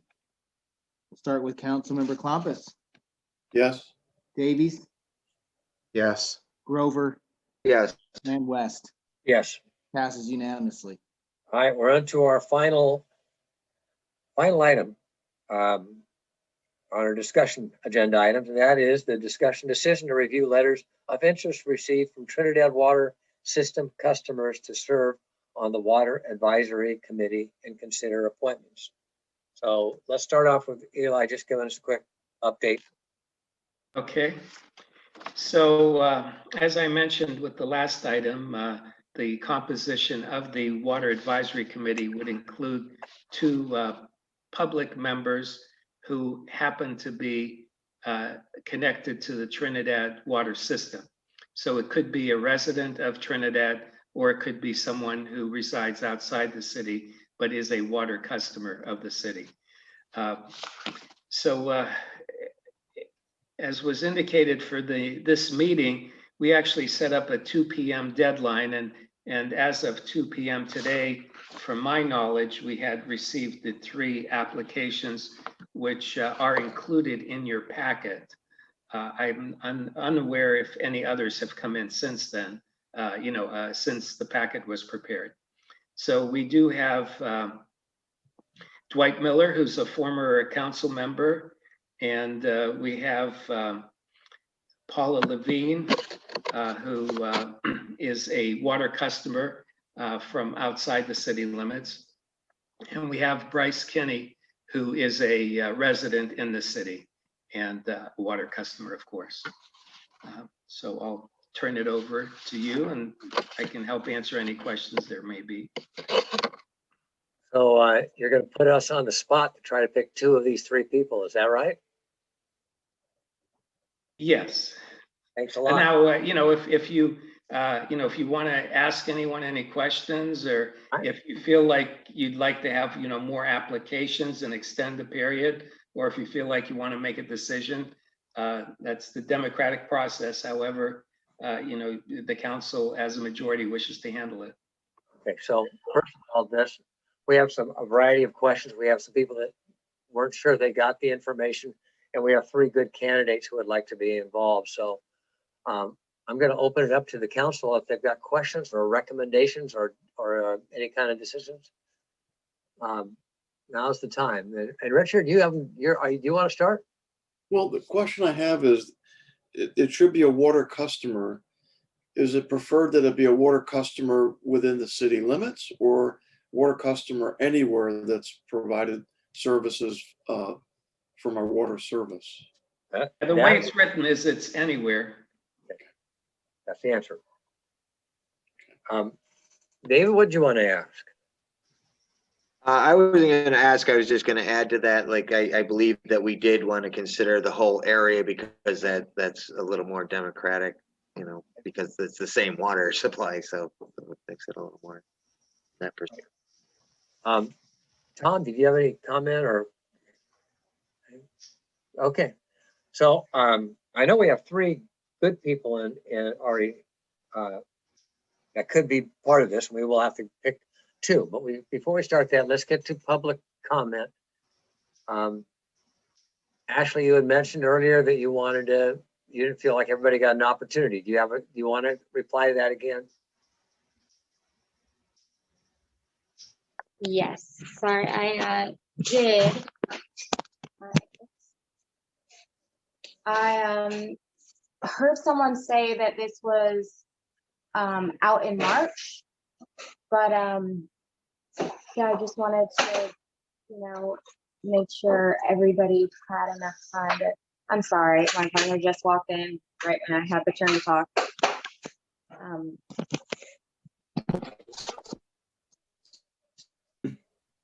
I wanted to make sure that everybody was included, and I didn't have all the information until late yesterday evening, and I just wanted to make sure that it was a democratic process and it wasn't being rushed. I just wasn't exactly sure all of what was going on with the municipal water and how the community would be affected and what exactly was going on with the analyses. And I thought that there already was an analysis of the water and where it comes from. I just wanted to be really clear because I know it costs a lot of money to have these studies done.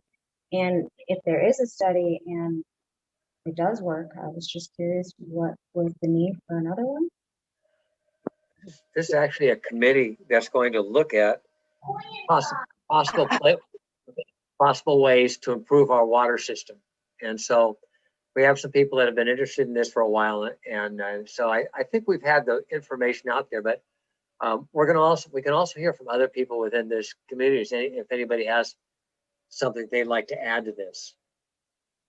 And just for Ashley and others, these will be open meetings, so people will have an opportunity to come in and make their voices known. We're not trying to leave anybody out, but we do need to have a strong committee to get this going. So any other comments? Yes, Paula? I just wanted to let Ashley know that if she went to the Trinidad city website, she could find a lot of information and documents about the history of the water system. And if she has any trouble finding any documents, she could just call the city clerk and he or she will walk you through it. Yeah. Thank you, Paula. And we welcome you to be part of this, Ashley, as much as possible. Anybody else have a question or a comment or a recommendation? All right. Bryce, do you want to add something? That was going to be next. Let's hear the candidates, but go ahead. Yeah. At the risk of being accused of self-promotion, I'm going to go ahead and make a pitch for myself. With all due respect to Ms. Levine, I think this committee is too important for someone's first time out with civic involvement. Both Dwight and I have held various offices in the city over the years and have experience dealing with staff and the fiscal ramifications of decision-making and so forth. So I think that the two of us are the logical choices with our experience and so forth.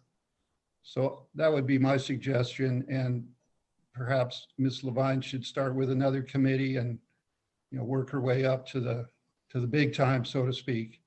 But I do appreciate her interest, and so that's my recommendation, and thank you for considering it. Okay. Paul, I think it's your turn to. With all due respect to, is it a Mr. Bryce or is that your first name? Mr. Kenny. Ken. With all due respect for Mr. Bryce, Ken, I think it's time to have some fresh blood in the system. And I see you're all guys there. Wouldn't hurt to have a little female energy. I think I would be quite competent. And if it didn't work out well, we could always change and bring in one of the guys. But I think you should give me a chance. I've been a water customer for 30 years. I paid $7,500 to hook up to Trinidad water 30 years ago. And I have a passion for the same as Richard does, just for the whole, I have a passion for water as most people do. So I think I would be a good person. And I think you should maybe break with the routine and give me a chance. Very good. Thank you. And before we make a decision, for all three people involved, this is not like we're throwing you out of the whole thing. Remember, this is open meetings. You can come in and make yourself known and be part of it. You just wouldn't be on the decision-making side of it. All right, so we have three people. We need to have two put on the committee. So we're gonna have to come up with a way to do this. So I'm gonna, I think yeah, David, go ahead. Well, I was kind of, I liked Mr. Kenny's pitch there too, but I was almost thinking of one person with experience like him, and maybe one newer person like Ms. Levine. That was my feeling of it, because it maybe kills two birds with one stone too. You get the fresh blood and you get the experience. Eli, what's been generally the pattern of getting of deciding people in a three-way? Where there's three of them, we want to get down to two. What's generally done? Do we just have has it been just people, somebody's going to make a motion, or is there a better way to do this? Yeah, I mean, you could do it by motion, or, you know, if we weren't by Zoom and if we were all in the same room, we could have had a paper ballot, and everybody could have written down their couple names, and then we could just pass them in, and then Gabe or myself could have counted them. And then another option is, of course, to keep it till the next meeting and have also the mayor weigh in, and at the same time request that all three people, you know, make a pitch for a couple minutes or something. So yeah, it's hard to say exactly what would be the best. If we were all meeting live, we'd have more options. I mean, we have three good candidates. I don't want to put anybody down. I think there's two ways I could think of looking at it. We could try to do it through I don't know about a chat, or we could send Eli our two requests, and then he would be able to take a vote. Do we have that capability in this? Pardon the interruption. This is the conference operator with AT&T. I have a Victoria Rosen that's trying to dial in for this conference. She does not have the access code. Can I give it to her? I don't see why not. Any problem? No, go ahead. Okay. All right. Thank you. In the meantime, waiting for this person to come on. There's a chat box down here, and I think we could do, we could pick to Eli, and each of us could send in two names. It would be private, and no one would know who sent them in. So we could each do two names. Would that be a satisfactory way to do this? What do you think, Eli? Like that? Yeah, I think that's a very good approach. All right. Is everybody? Is that typically? Is that seems legal? like it's a public meeting, and now we're conducting something in secret. I don't know. I'm a I little don't know. concerned. I thought that we could pick two people. Eli would see this. He would pick the people we chose, or do you want to do? Oh, would you like to rather just all of us pick somebody or make a motion? Sure, I'll make a motion. Let's do a motion then. That's great. All right. We may have one more phone call. I'm not going to be able to wait any longer. Do we have somebody on the line that's interested in saying something? Some studio control, I think. Anita Thompson wanted to say something. Anita, go ahead. You're on. I already put in a written comment that I feel that I strongly recommend Dwight Miller. Okay. Thank you. I'm going to have Tom go ahead and give his, go ahead, Tom, and give your motion? I would move to approve Bryce Kenny and Dwight Miller to the Water Advisory Committee.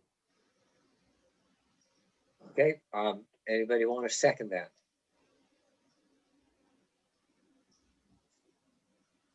It's tough because nobody wants to shut somebody out. But How even about though- if I revise and we could do one at a time and narrow it down? I would put a second on that actually. If we Okay. wanted to do that. I like Paul. I don't want to make you feel bad, but I do know these people are. I just know them pretty well. I know they'll do a good job, and I'm hoping you won't be upset and you'll go out and help with the committee whenever possible. I will not be upset and I will participate, whether I'm on the committee or not. I appreciate that. I feel bad, but anyway, we have a first and a second. I think we're ready to vote. First of all, do we have any public comment? I have a question about what would happen if it didn't pass. Then we're going to need to go back and do them one at a time. It would That'd be fine. seem like, okay. So let's just see if this passes first.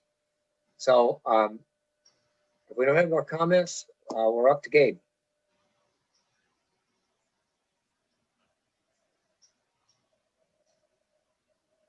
Okay, sorry, mute. We got a motion from Councilmember Davies, seconded by West, to appoint Bryce Kenny and Dwight Miller to the Water Advisory Committee. We'll start with Councilmember Klompus. Aye. That was a yes. Yes. Davies, Yes. Grover, Yes. and West. Yes. Passes unanimously. Paul, I hope to see you involved. I think it'll be great. Thank you. I was pulling for you too, Paula. Who said that? David Grover. Uh, All right, last thing, that ends our regular discussion. Oh, I'm sorry. Yes. Go ahead.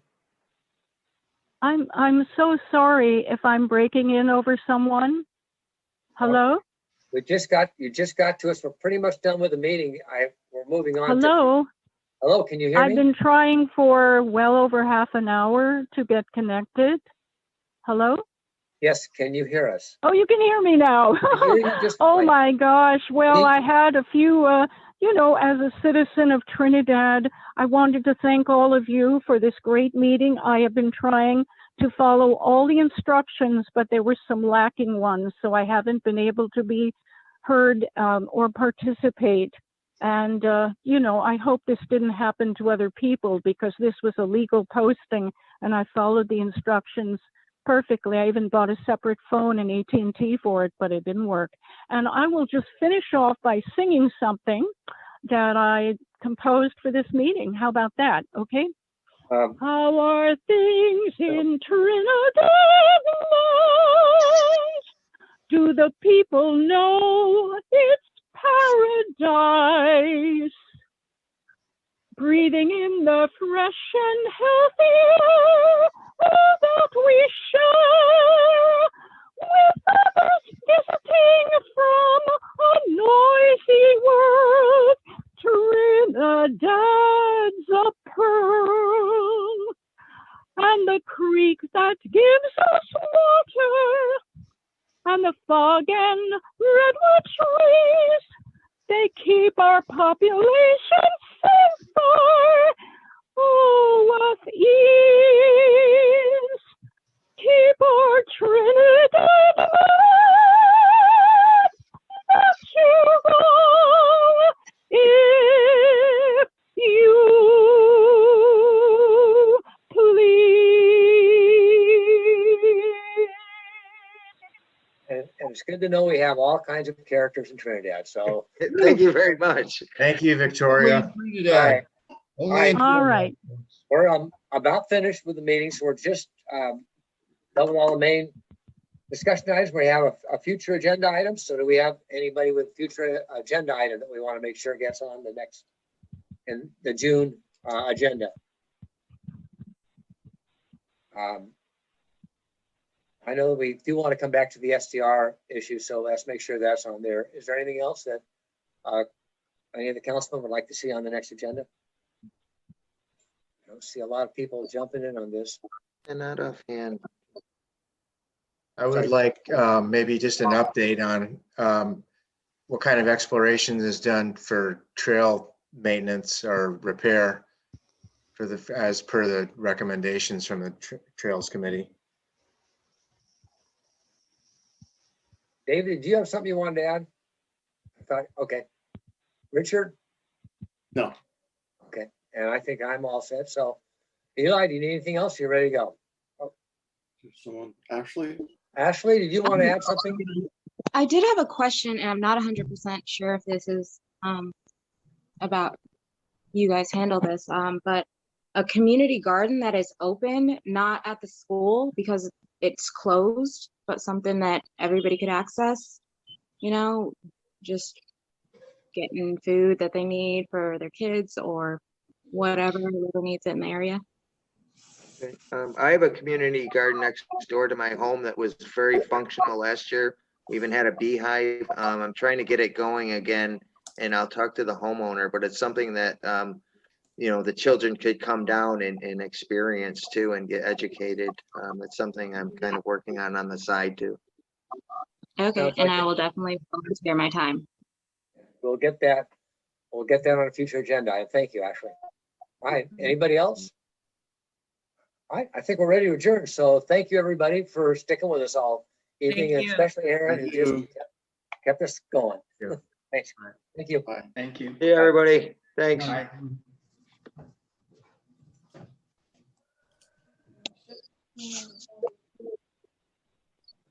He peed on the bed. Are you still there, Victoria?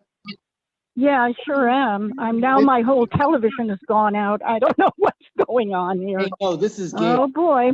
This is Gabe. That was amazing. Oh, who is talking to me? Because the television literally went blank and I can't make it work. This is Suddenling for you. Go ahead.